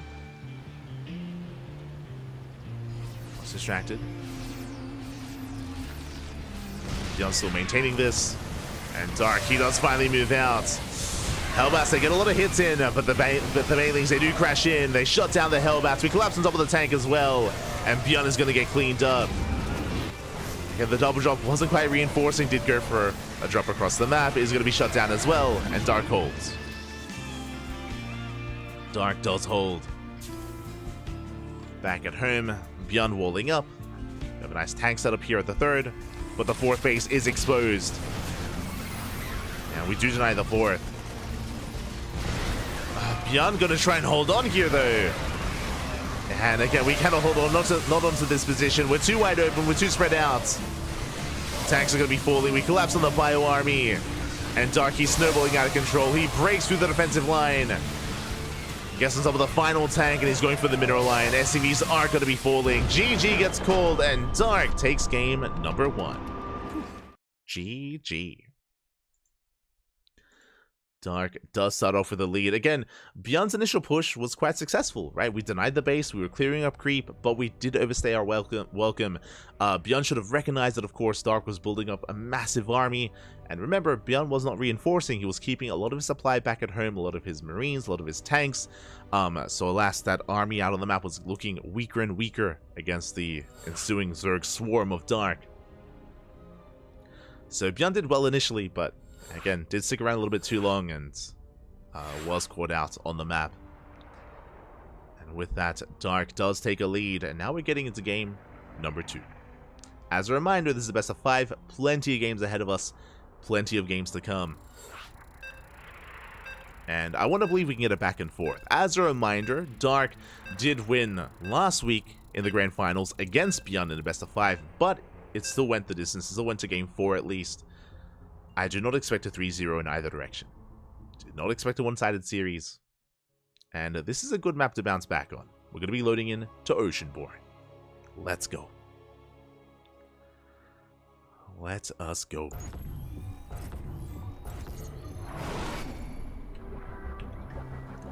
As spawning in the top left-hand corner of Oceanborn, we have our South Korean Zerg player, the Blue Zerg representing Talon Esports. Leading the series 1-0, it is Dark. And spawning in the bottom right-hand corner, we have his opponent. We have the South Korean Terran player, the Red Terran representing Shopify Rebellion. Down in this series, looking to bounce back, it is Beyond.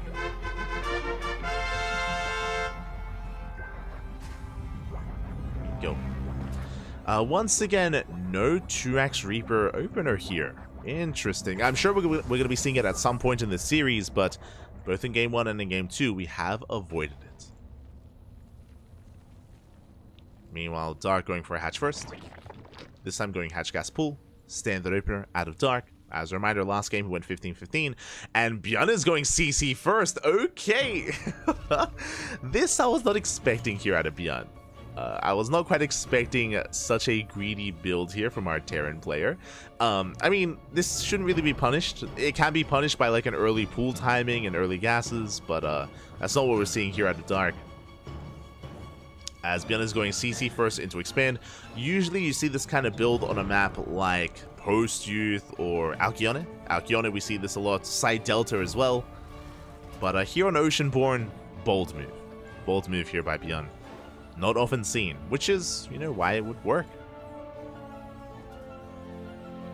Beyond should be able to get away with it. Should be able to get with the, again, more greedy opener here. Following it up with a 2-1-1. Okay. Bobby, he's cooking. Beyond embracing that second Rax.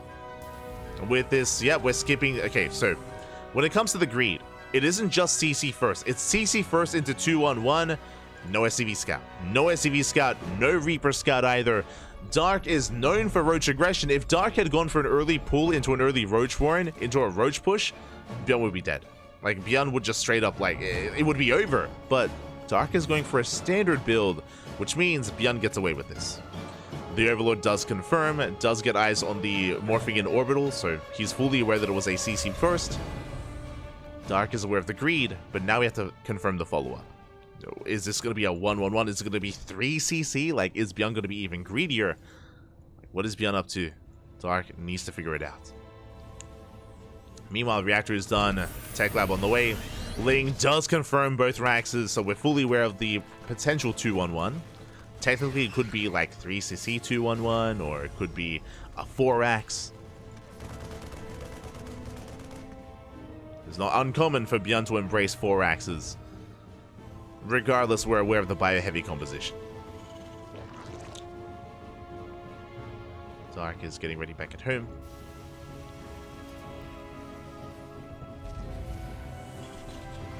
Again, with this kind of setup, we shouldn't have any Hellions, so Dark can be greedy and drone. He can drone up that much harder.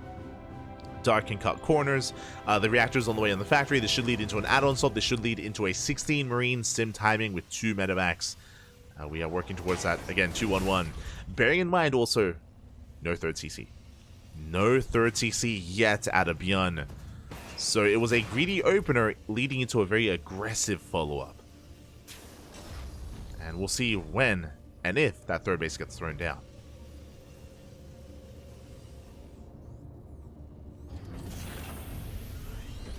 We shall see.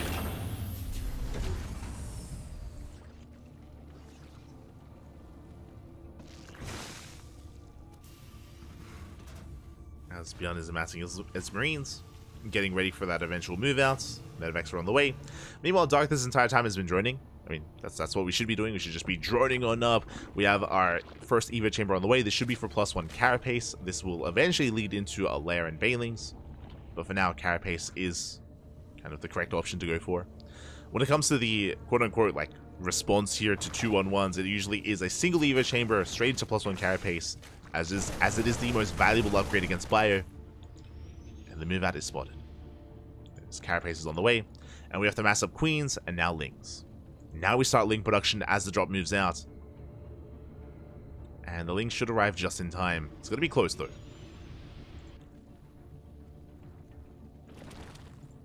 Stark is getting in position. Army is spotted. A lot of creep to work with.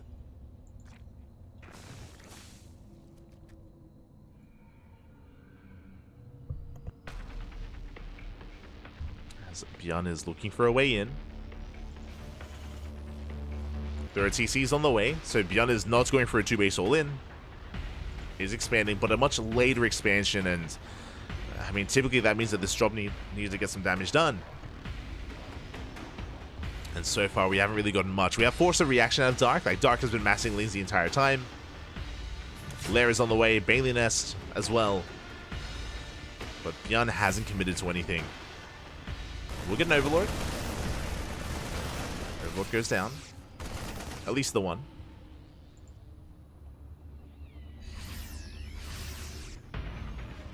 One Overlord does fall. Beyond pulling back. As Beyond moves back, now we finally take a 4th base. Now Dark does expand.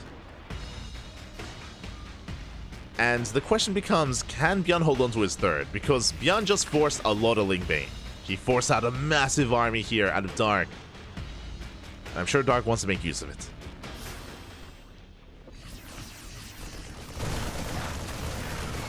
I'm sure he does. So far, Medivacs forced to pick up. Queens, likewise, keeping up with the rotations. Forcing back the drops. More Lings are amassing. Dark has not taken his gases, and he has not drawn up his 4th base yet, or he's not made any workers in quite some time. Dark has been stuck at 55 workers for a couple of minutes now. Okay, now he's journeying.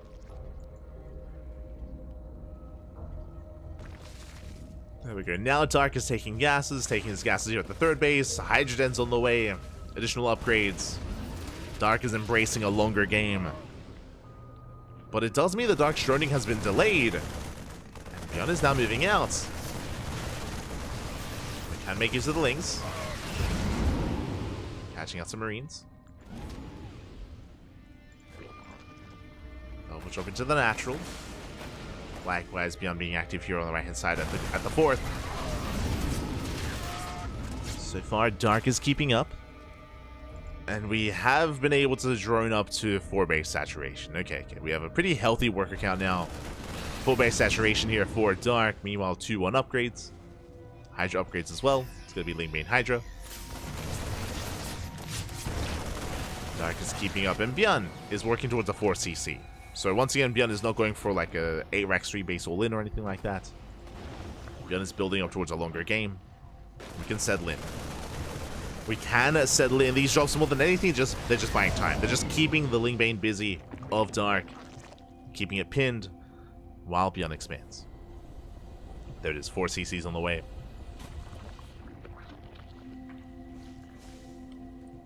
As if it wasn't for these drops, then Dark would be across the map and he'd be applying pressure to the 4th.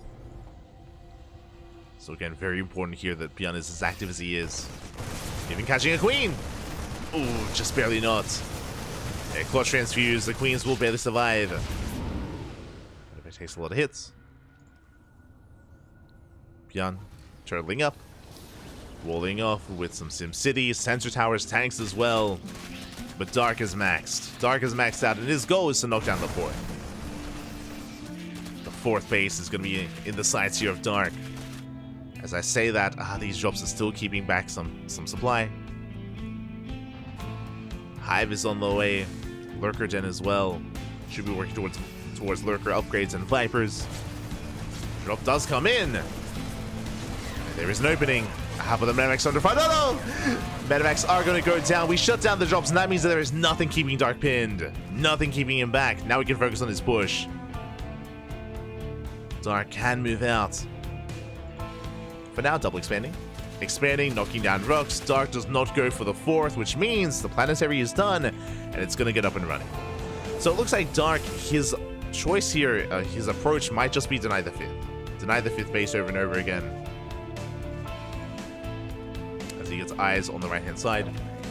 Knocking down all these rocks. Working on upgrades. Taking up in towards Lurkers. Nidusworm is on the way.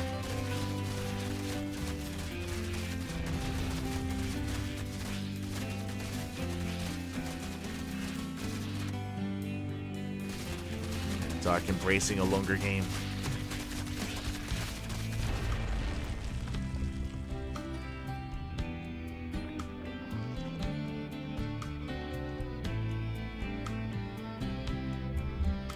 Here comes that Nidusworm.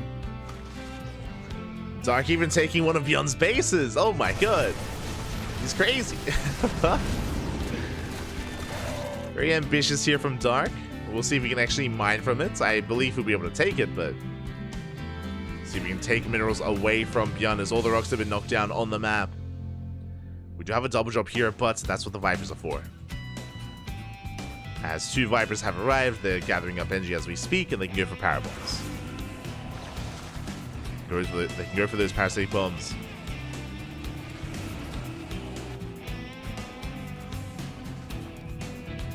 Meanwhile, this entire time, Bjorn has been just turtling up. We mentioned it briefly before, but Bjorn has been walling up with tanks, with CCs, with planetaries. Could be expanding, taking the right-hand fifth.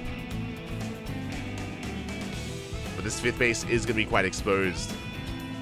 And Dark should be collapsing on it once we deal with the drop play.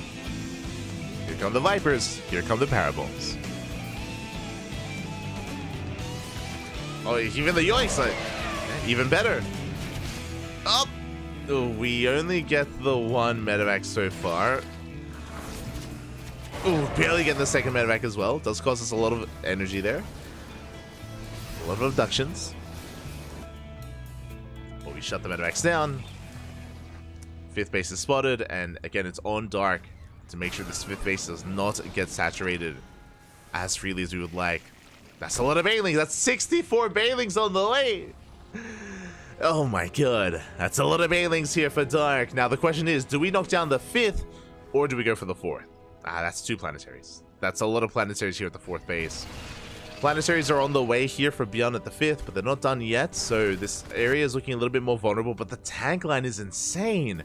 Without a good amount of Vipers, I don't see us breaking this position.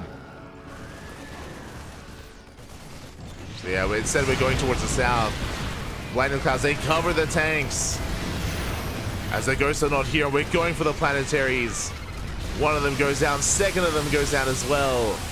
We bring down 2 bases, but there is another CC, so we can just re-expand immediately. Dark has to pull back. Up! Catches some Marines.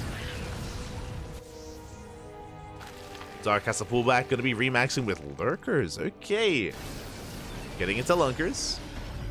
Bjarni pulls over towards the left, which means the base on the right-hand side. Now it's exposed. Now only tanks to defend.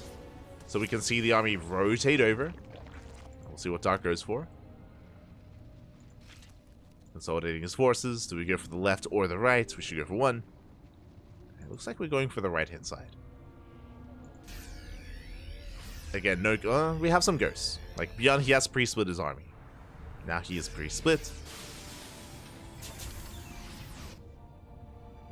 Has some decent defenses. There's only 1 Viper left. The Lurkers are gaining ground. 1 Lurker does fall. At the same time, Lings, they do hit the south. Yeah, they collapse here on the tanks. They go for the planetary. CC should barely survive. I say that it's gonna go down. Oh my god, the cracklings are cracked. We bring down the base. Lurkers pull back. That's a kill on the planetary. I think that's all we need to do. Just deny the expansion time and time again. And make sure that Beyond does not get fully saturated on 5 bases. Make sure he does not get comfortable.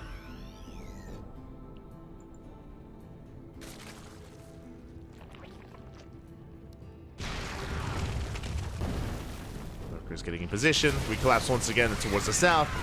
Another tank goes down. Ooh, and there's just not much here. There's not much left. We're diving on the tanks one after the other. And this position looking weaker and weaker. Beyond has to respond. Does rotate. Collapsing on those turrets. These turrets are going down, which means we can burrow. Things do burrow, and I'm curious. We have not spotted it. Or have we? Going for the Overseer. Overseer gets sniped. We have not been saturating this southern base. Unfortunately, I would love to see saturation here on these fringe bases. It's not happening. Another 66 banelings on the way. And what's next? This planetary. The now 4th base of Beyond is going to be under fire.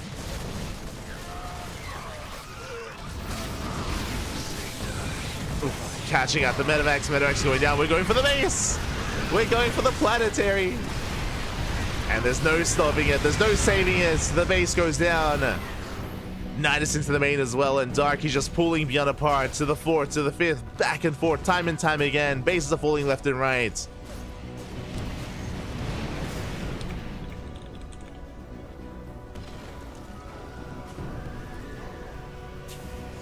As the Nidus Storm does finish. But it looks like we're in position. Lurkers are going to be denied. And the Lurkers are punished. But as we punish one base, we're going for the other. Once we punish the Lurkers, we're going for another base. Getting 2 tanks. Not the best trade here from Dark. He lost a lot of those banelings. Link spotting in. Closing the distance just barely. Getting 3 tanks. Minerals for gas. We trade minerals for gas here. Worth it for Dark. Now Dark is burning through his gas bank, which is a little bit concerning. We do need extra gases. Looking at our saturation is decent, but we're missing saturation at this gas geyser here and the gas geyser towards the north. So Dark is on a low gas bank. Hopefully he does notice soon, because we do have to make sure we maintain ourselves. Viper's gathering energy. Beyond, he has a bit of a moment of reprieve. Beyond is able to stabilize for a moment, but only for a moment. As once again, Dark, he's pushing forward. Tanks are going down. The Lurker shot's going off. One more tank falls. That was 6 tanks going down. For 2 Lurkers and mainly Ling. But the bases are getting back up. Bases are getting back up, but Beyond is getting back into saturation.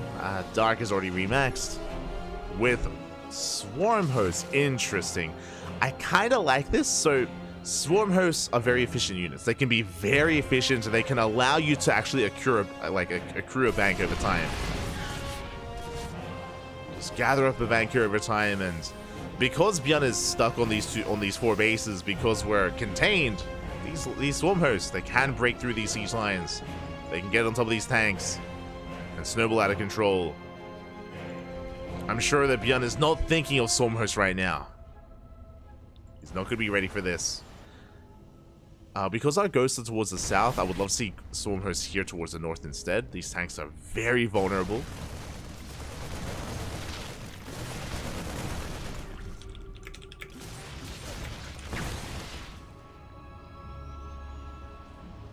As we do scan, here comes the Lucas Wave. Important scan though. Does give Beyond a bit of a heads up. We get 2 tanks, getting a 3rd. Yeah, 3rd tank barely goes down. Going for the mineral line. But 3 tanks so far, good trade for Dark.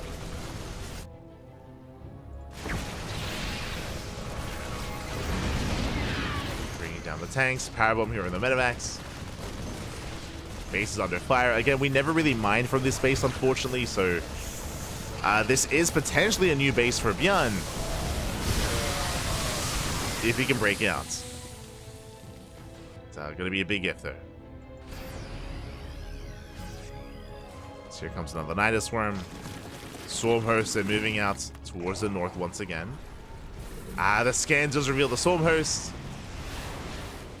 But we're going for the tanks, going for the planetary even. This I'm not so sure about. We will get it though. Planetary goes down. Nothing else. Again, not the best trade from Dark, and Bjorn is maxing out. Bjorn now is on 5 bases. He has been able to hold on to his bases here for quite some time. Bjorn is maxed, and Bjorn is in this. Dark was doing well up until now. The goal for Dark was to knock down these CCs one after the other, but he hasn't been able to. Now Dark is in a bit of trouble. He's in a bit of trouble here. As I say that, Ling Bane going right through the center, just Lings even. Going for the mineral lines, busting into the natural. Chaos does ensue. Even catching a tank. Reinforcing tank does go down. We get 13 SCVs. Very nice run by. Locust Wave once again coming in. We are in position though. Are we going for the ghosts? We're not going to get them. Just Marines and Marauders. The ghosts do hold on. Bjorn bleeds out SCVs, but again, he still has a massive army. Bjorn is super maxed. So even though Dark has been trading well, Bjorn can break out and go for essentially an all-in. Nice into the main. Has potential. Bjorn will bring it down. Thankfully it does fall.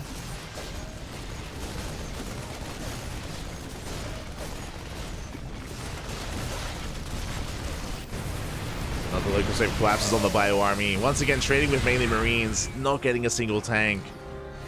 I'm waiting for the Locust Wave towards the south instead. Like, these tanks are so naked.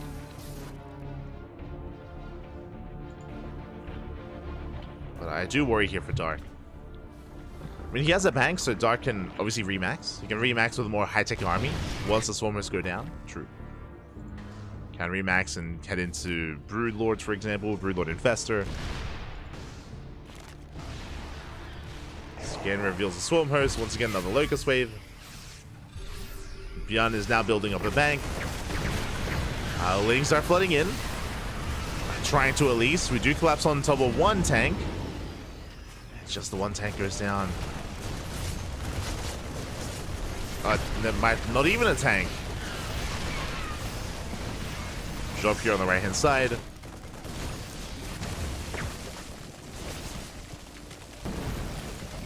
Workers are trying to keep up.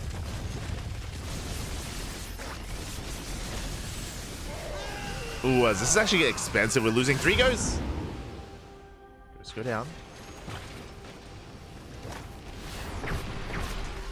Ooh, likewise, the counter snipes on the Vipers. Vipers do fall. Bjorn gaining ground, and he may take another expansion. He is going for the CC, and this is brutal. Dark, he had so much control earlier, but alas, not anymore. There we go. Does get 2 more tanks. Not bad. The best pickups we've seen in a while here from these Swarm Hosts.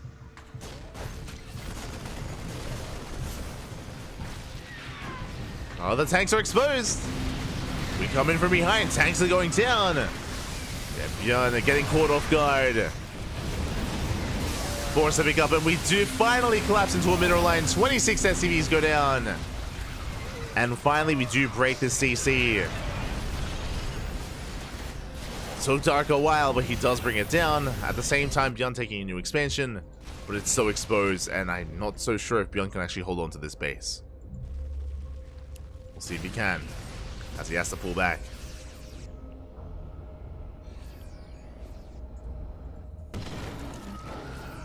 Bjorn is pulling back, and you know what Bjorn has? No bank. Bjorn, he's running out of money, he's running out of resources. He needs this CC to get up and running. Without it, Bjorn is just, yeah, he's just running out of steam. He's running out of units, running out of minerals, running out of supply. It's been a battle of attrition here so far. And these swarm hosts have been, you know, slowly getting value over time. We've been backing up, of course, gathering more resources. We deny a CC. Dark has been trading well enough. Well enough.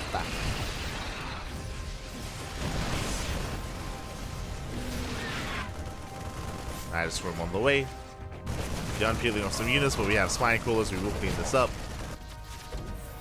And Dark is just sending it right down mid. Once again, right to the natural. Not those trades against the tanks, but again, we're causing chaos. We're forcing Beyond to pull away. And that can create an opening for those swarm hosts. And big snipes going up. Catching hydras, catching lurkers. Here come the swarm hosts. They're coming. Bjorn is racing over. He's racing over. He pre-unsieges the tanks to appreciate it. Tanks are unsieged. Bjorn, he realizes how vulnerable he is. He pulls away. Then we collapse on the mineral line. We don't get another tank. Nice control here by Bjorn. Trades well.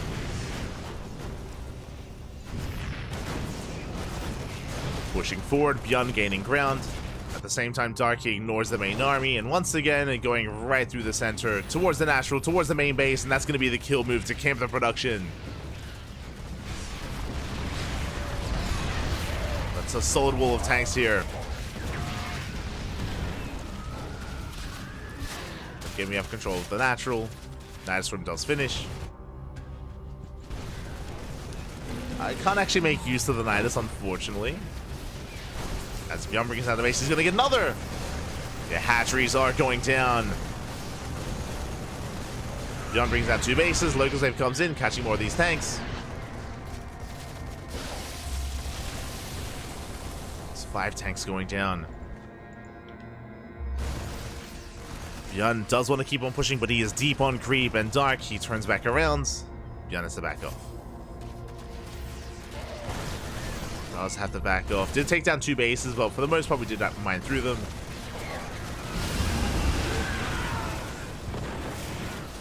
Ooh, did mine through them. Bjorn is still maintaining himself somewhat with this base. But throughout all this, we still have the swarm hosts, I believe. Yeah, we still have 18 swarm hosts. They're all in the Nidus worm. Still have so much to work with.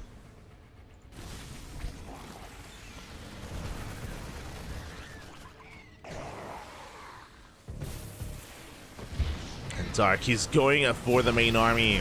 We're going to be able to be in position though. Oh my god. The swarm host melted, or the locust wave melted. To evaporate.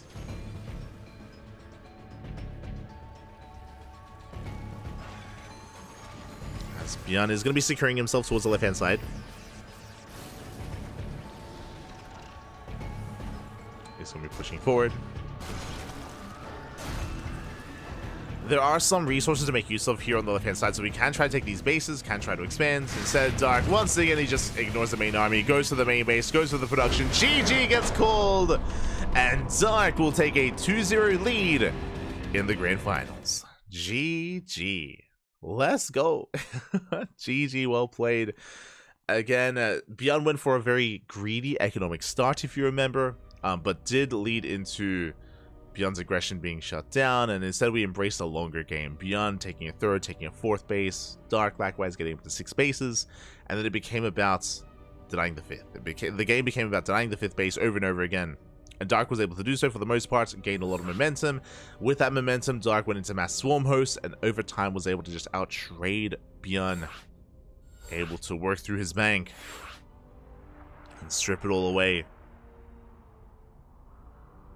And now Dark needs one more. Uno más! To win it all and become our back-to-back ESL Americas champion. One more is all he needs. We're loading into Site Delta. Oh. potentially the final game of the series. I'm hoping it isn't. I'm hoping we can get it back and forth. I'm hoping that Beyond can bring it back to game 4, maybe even to game 5. That'll be ideal. But the pressure is on Beyond. Pressure is on. And spawning in the top left-hand corner of side Delta, we have our South Korean Zerg player. The blue Zerg representing Talon Esports. Leading the series 2-0. It is Dark. And spawning in the bottom right-hand corner, we have as opponent, we have the South Korean Terran player, the red Terran representing Shopify Rebellion. Down in this series, we're going to bounce back here and now to try to make a series out of this. It is Beyond.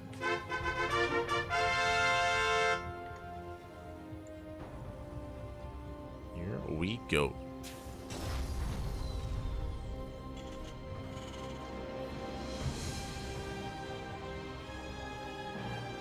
We are going to be settling in. Hatch Gas Pool standard opener out of Dark. Meanwhile, Beyond opening up not 2-Rax Reaper. He has avoided it the entire series. Not a single 2-Rax Reaper here in this best of 5. I'm a little bit in shock, but also at the same time, I'm sure Beyond is aware that Dark is familiar and very well versed against it. So Beyond has been avoiding any 2-Rax Reaper shenanigans. Today, at least. Has been avoiding it today. Meanwhile, it is not a CC first. This time it's going to be a Rax Expand. More standard opener from both players. From both players. Ah, we're selling in. We'll be selling into our game. Ah, the Dark Cubby Pasta. You're all animals.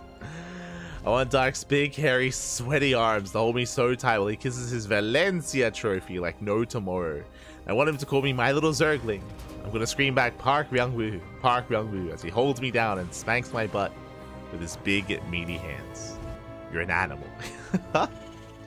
I feel like that needs to be updated because, I mean, he does have a Valencia trophy, but Dark is our most recent GSL champion. So now, has a GSL trophy as well. I mean, Dark has many trophies, to be fair. But true. You're an animal.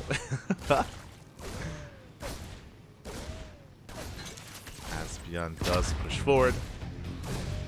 Is going to be expecting the natural. Lings are keeping up though, and the Reaper shouldn't get much done. It looks like, oh, we're going to get one Ling. 2 Lings go down. Not bad.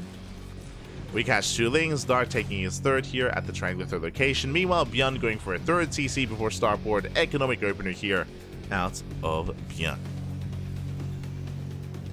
Is going to be an economic opener. So let's go. Whose emotes are those? Practice X. Oh, the why does Practice X have the mech icons, the mech emotes? What an animal, Bob. The Cyclone, the Hellion, and the BC. Shaking my head. Ah. Ay, ay, ay.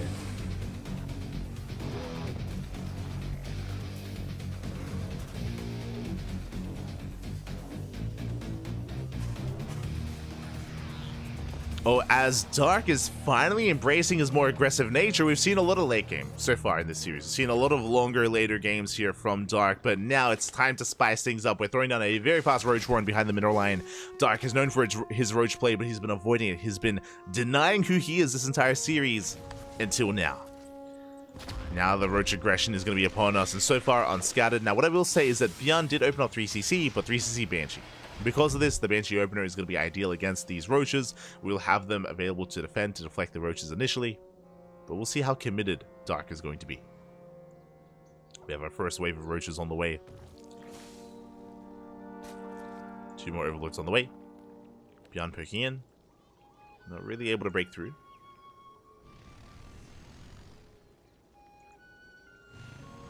And that's additional Roaches, by the way. We're not stopping. We are not stopping Roach production. Ling speed is done, so we can reinforce with Lings. There it is. 14 Lings on the way. It's going to be an all-in. Dark is going for a massive all-in. His goal is to break down the third base. We have Hellions to defend, but Beyond has yet to really read what's going on. If he realizes he should wall off, get bunkers, get Sim City. But alas, Bjorn he sees nothing. The roaches, they avoid the main scouting pattern. They avoid the center path. They skirt around the edge. Third base is on the way. Again, here come those roaches. Meanwhile, back at home, Lings are amassing. Hellions are racing back home. Now we realize what's going on. Now we realize, and now we wall off. We do wall off just in time. The roaches are getting caught out. But the bats around. More roaches on the way. Meanwhile, here come the Lings, but the Hellions, they get behind the wall. Yeah, and Bjorn defends. Bjorn defends. Behind the Lings, they cannot engage, and we have to drone up. So this is a brutal start here for Dark. We spoke about it. Because Bjorn opened up Banshee, he has the ideal units to shut down the roaches. The roaches do nothing. The Hellions make it back home, which means Lings do nothing. And Bjorn will be able to expand and is in a good position. Bjorn is in a very good position. These drones, these workers are late for Dark. Banshees move out. Spores are still on the way. Drones are falling left and right. Ooh, we're getting a lot of damage done. We're getting 5, 6, 7 drones, 8 drones going down. Ay, ay, ay. It was a risky move here by Dark, rushing into roaches the way that he did, but alas, did not pay off. Not at all. As we get 11 drone kills. Dark is struggling. We're getting 12, 13. Can we get up to a mineral line? Mineral line worth of workers. We can see here that Dark is trying to make use of the Ravagers. Files, they will not bring it down. Lings coming in for the surround. They don't get it. They don't get the surround. Dark has to pull back, and he's still droning. He's still recovering from his earlier losses. He just lost how many? 13 drones, and now we have to replace them all. So Bjorn is in a good position. I would say Bjorn's ahead. Bjorn is ahead here, getting his third base, getting fully saturated. Bjorn has the economic lead. As Bjorn moves out, Lings are coming in from behind, though. Very important here for Dark to get some counter damage. Very important.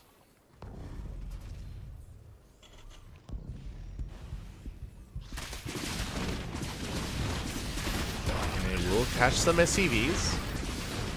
2 SCVs go down.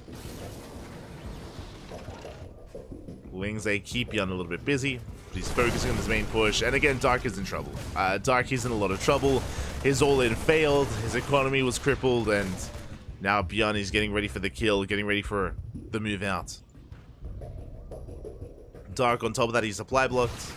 Ling run by, does no damage. Things are looking bleak here for Dark. So getting on top of the base. The 4th base is going to be down. We ignore the 4th. We just go for the army. Yeah, we go for the kill. Ravagers are going down. The Queens as well.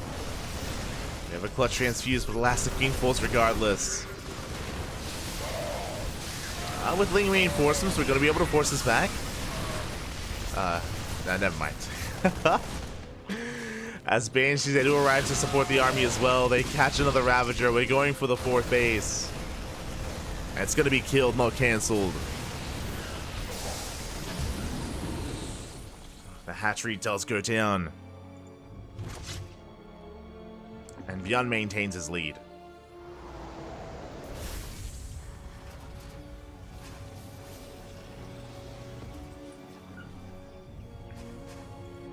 Does maintain the lead here. Getting into a 4th CC. Building up the bio. Getting ready for our eventual move outs with Stim. 1-1 upgrades. 2-2 was halfway done, but we don't need to wait for 2-2. No need to wait here for Bjorn. We can just move out. We deny the 4th, or I guess we deny the 5th, as we did double expand.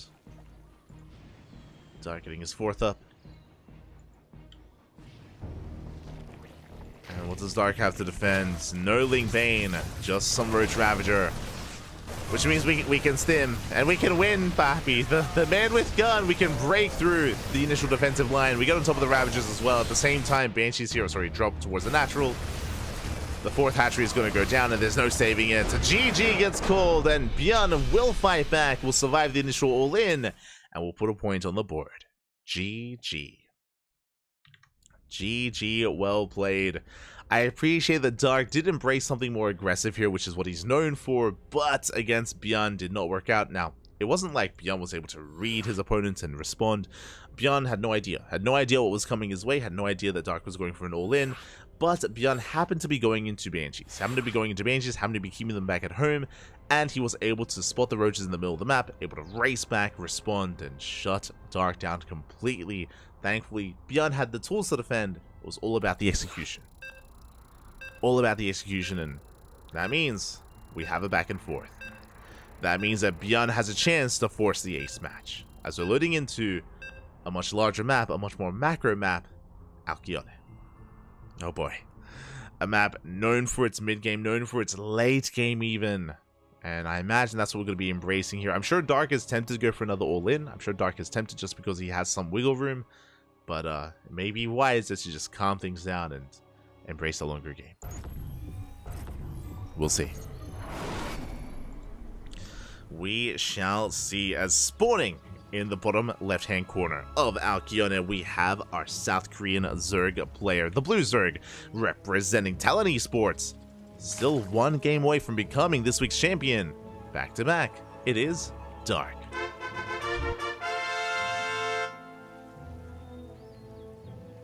And spawning in the top right-hand corner, we have his opponent. We have the South Korean Terran player, the Red Terran representing Shopify Rebellion.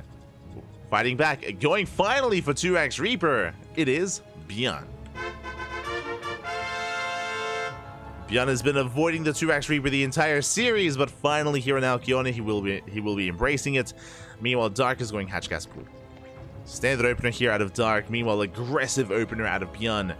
And the purpose of this opener, the purpose of this build is going to be to get some economic damage across the map, to delay the third base for as long as possible, to maybe even pick off some workers. Now, Dark has been known to be greedy against this, so I'm curious if Dark once again will hide the drone and sneak out a third. We'll keep an eye on how Dark responds once he realizes what's going on. We shall see.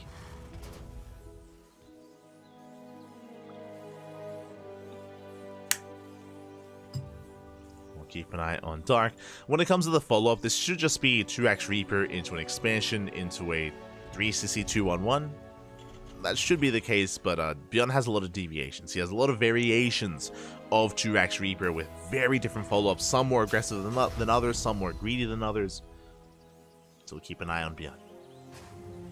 As for now, the Reapers are on the way.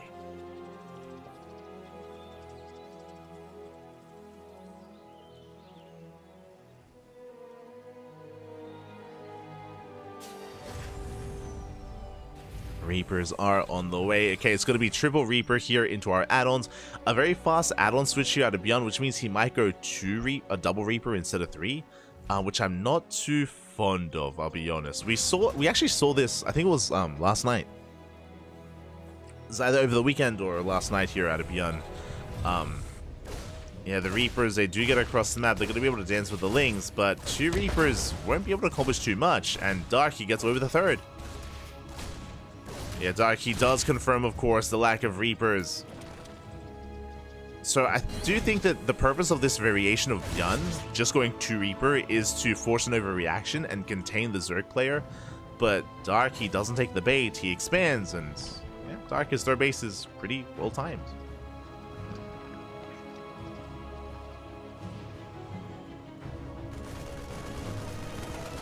It's going to be pretty well timed. See Bjorn shutting down the Overlord. We'll chase it back, and we'll shut it down. Nice supply block there on Dark. Behind this going 3cc. 3cc 2-on-1 out of Bjorn. Again, the Reapers don't accomplish much, but this also means that we get into Marine production a lot faster as well. So there is a give and take.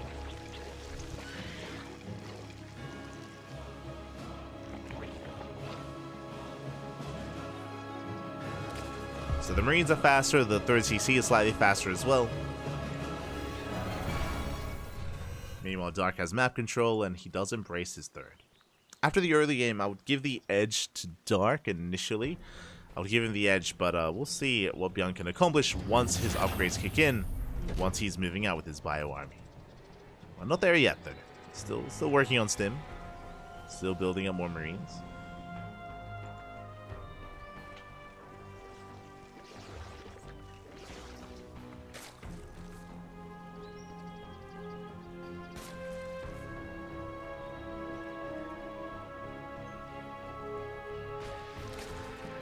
Still building up more bio. That's here we go. We are moving out. Stim is finishing up in a couple of seconds. And Bjorn is vying for map control as he moves out. Lings are moving in. The wall is open. Sorry, is solid. That's what I meant to say. The wall is a wall. So Bjorn, he does defend. He pulls back. He does respect the Lings. Racing back home. And Bjorn should be waiting for medevacs. Like, Stim is done, sure. Stim is finished, but we ideally want to wait for the add-on swap for the medevacs to have some sustain, to have some micro potential across the map. Until then, Dark is free to drone. Dark is free to drone up as heavily as he can. Getting up to 3 base saturation, eventually taking gases. Eva Chamber is done for +1 carapace.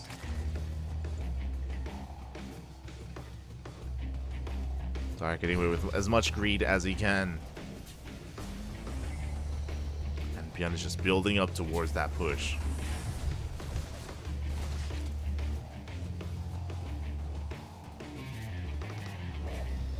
Is still building up. Dark taking a 4th.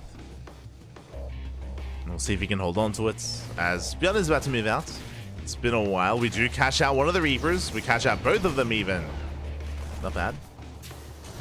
Reapers go down, medevacs are halfway done, and then we can finally be free. And as Bjorn moves out with the medevacs, we should be able to expand and take the 3rd. The base should be on the horizon here for Bjorn.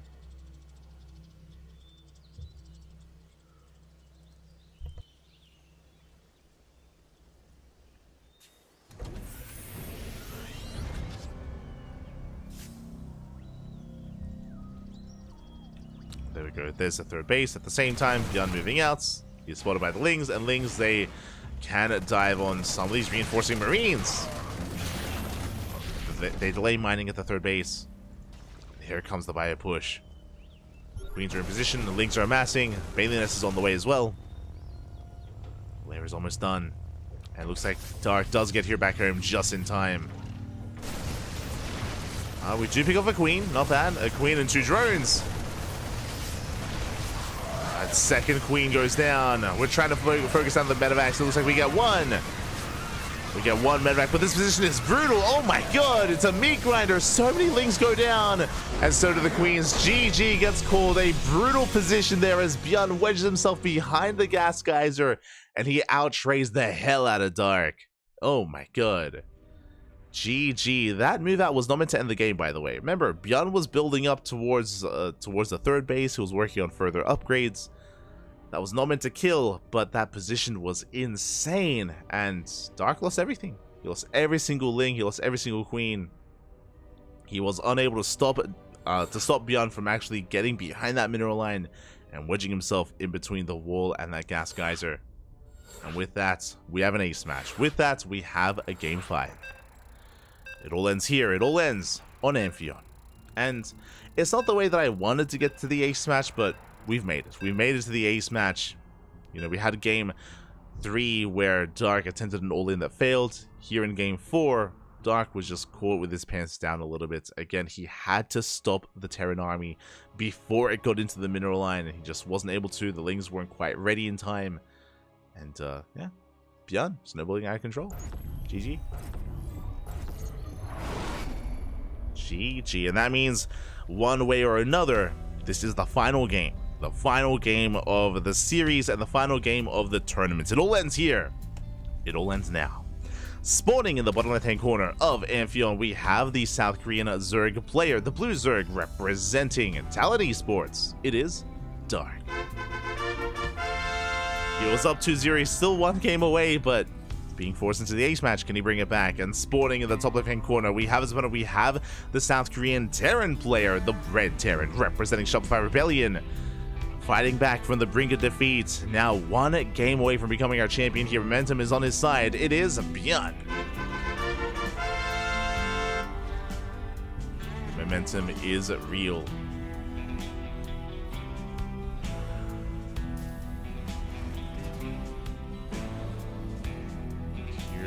Go.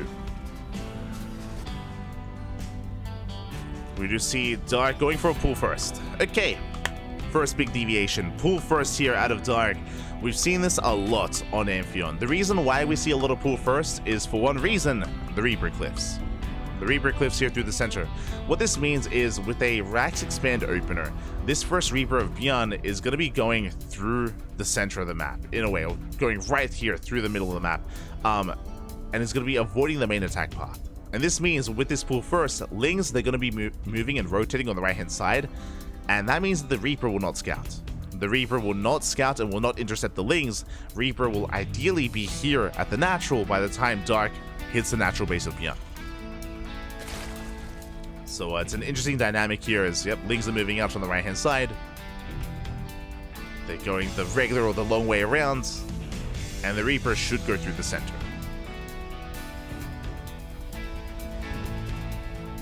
So as the Reaper moves out, the Lings move in.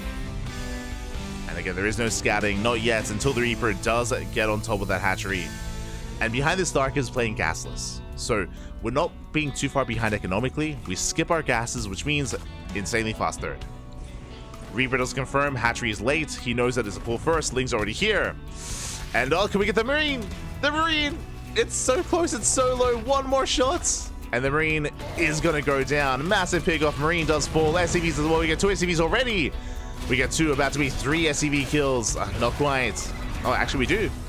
3 SCVs, we get 4. 4 SCVs go down. We don't quite delay the factory, but 4 worker kills a Marine. A delay on the CC, and we pull back the Reaper as well. This is an insane amount of damage. So much damage early on here. And across the map, remember, Dark playing gasless means much faster third base finishing up. Queen's already up and running as well. They're getting in position. And Dark is now taking his gas. Now, the gas is late. This means that Link speed is delayed. Link speed at any tech of choice. But that's well worth it here for Dark, compared to how much damage he dealt. As Dark now takes a worker lead. And Beyond is double expanding. Beyond going for the 3rd CC before the natural's even done. Beyond is trying to catch up.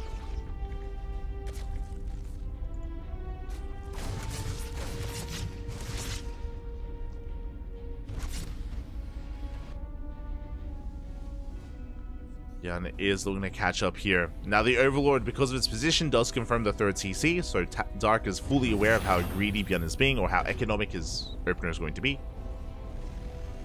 I don't want to call this greedy, I just want to say economic here for Beyond. Meanwhile, Dark is still building up that gas, and I'm curious if we go into Link Speed or if we skip it. Curious if we embrace it or if we skip Link Speed instead. My eyes are on Dark. And we have our answer. We embrace it. Link Speed is on the way. We're staying in gas as well to rush into Lair Tech, into Evo Chambers, into upgrades. Again, Dark, he sees a 3rd CC, so he knows that he can afford to be greedy, drone up, and focus on tech instead. Tech up. Doesn't have to make too much Ling Bane at all. This is the army. We have 6 Lings. 6 Lings is all we have. 6 Lings is all we need. As there's no real threat here to Dark.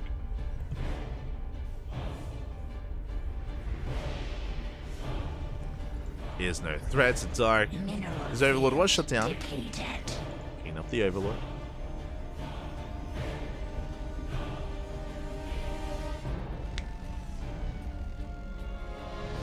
Dark finally breaking out of the supply block. Getting into more drones. Again, still just droning up. We now have access to the lair if we so chose to, or we could just go double Evo Chamber. There it is. Double Evo Chamber on the way for Dark. So Dark will delay his lair and he will delay bathing speed in favor of 1-1 upgrades. Now, this 1-1 timing is going to be a little bit more delayed though, just because of the wonky start to the game. So he's going to be slightly behind 1-1 of Beyond, but only slightly. Going to be playing a bit of catch-up.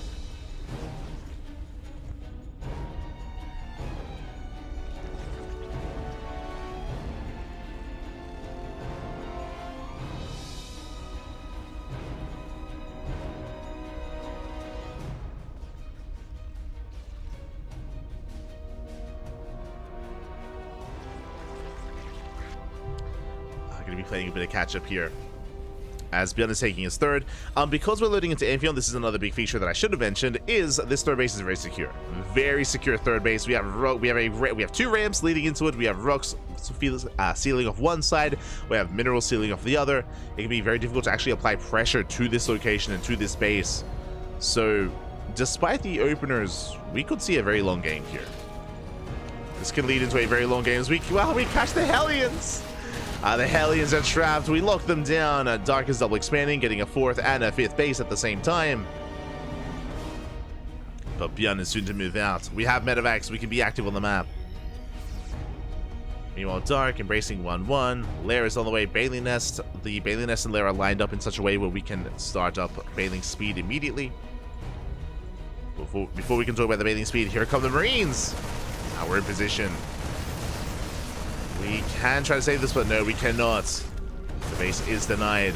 Nice cancel on the fifth. But that's why Dark double expanded, to make sure that at least one base gets up and running. And one will.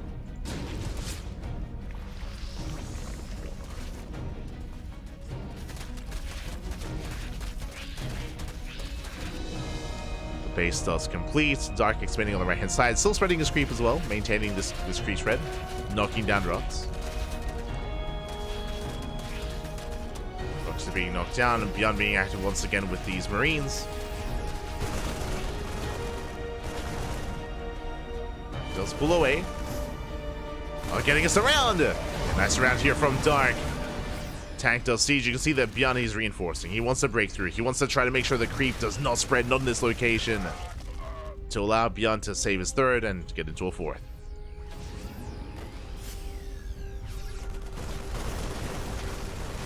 Creep is receding.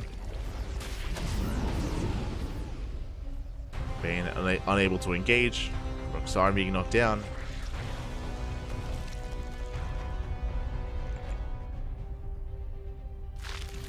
And Dark is getting ready for a Bane bust. Bold move. Bold move here out of Dark. Is getting ready for that Baling bust. Back at home, we do have some units to defend. But we're going to be okay. There's a tank on the high ground. Just the one tank for now. But we can still break through this. Yeah, we tank the tank shots. We knock down the wall of the Ling Bane. It floods on in. We get on top of the tank. Now we're going for the mineral line. We're going for the SCVs. And for the Marines as well. Ooh, massive connections. We do get the mineral line. 15 SCVs go down the tank. And with that Dark, he can back off. Done the damage he was hoping for.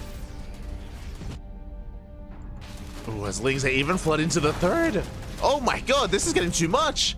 26 SCVs go down, and Bjorn is going to keep on pushing. Meanwhile, we have plenty of Ling Bane to defend.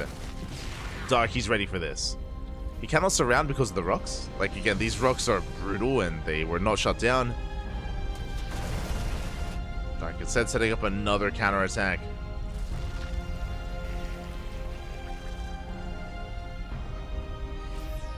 Another run by while Dark defends back at home. It's going to be a tough hold for Dark. But he's essentially forcing it all in.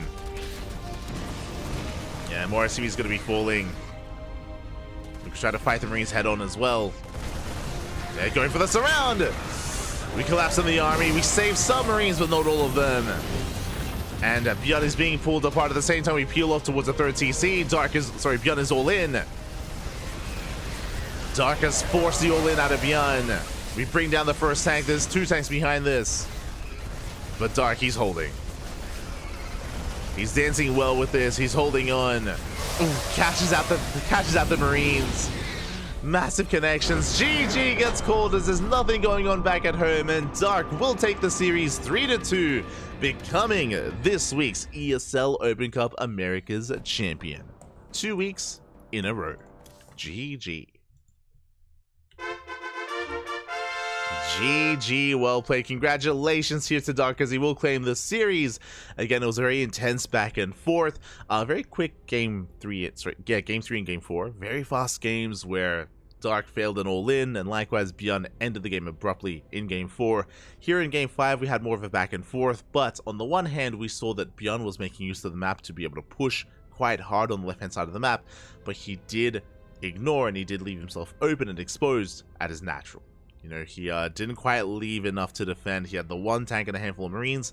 More importantly, he did not see the movement of Dark's army. He did not notice that Dark was setting up a massive counterattack, so Bjorn was caught off guard. He was not prepared for that and was pulled apart as a result. Bjorn was being hyper-aggressive, committing to his push, which meant that he was vulnerable back at home. And Dark, he broke into the natural, he broke into the third, he dealt so much damage, he dealt crippling amount of damage.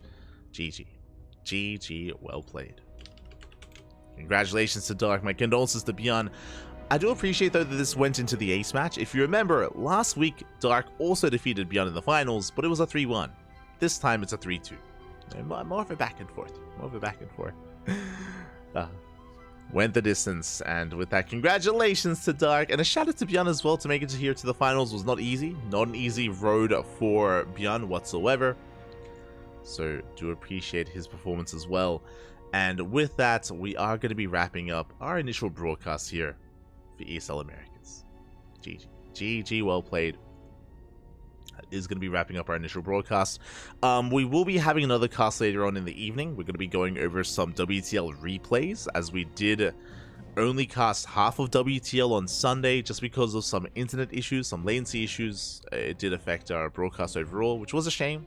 Was a shame that the broadcast was negatively impacted.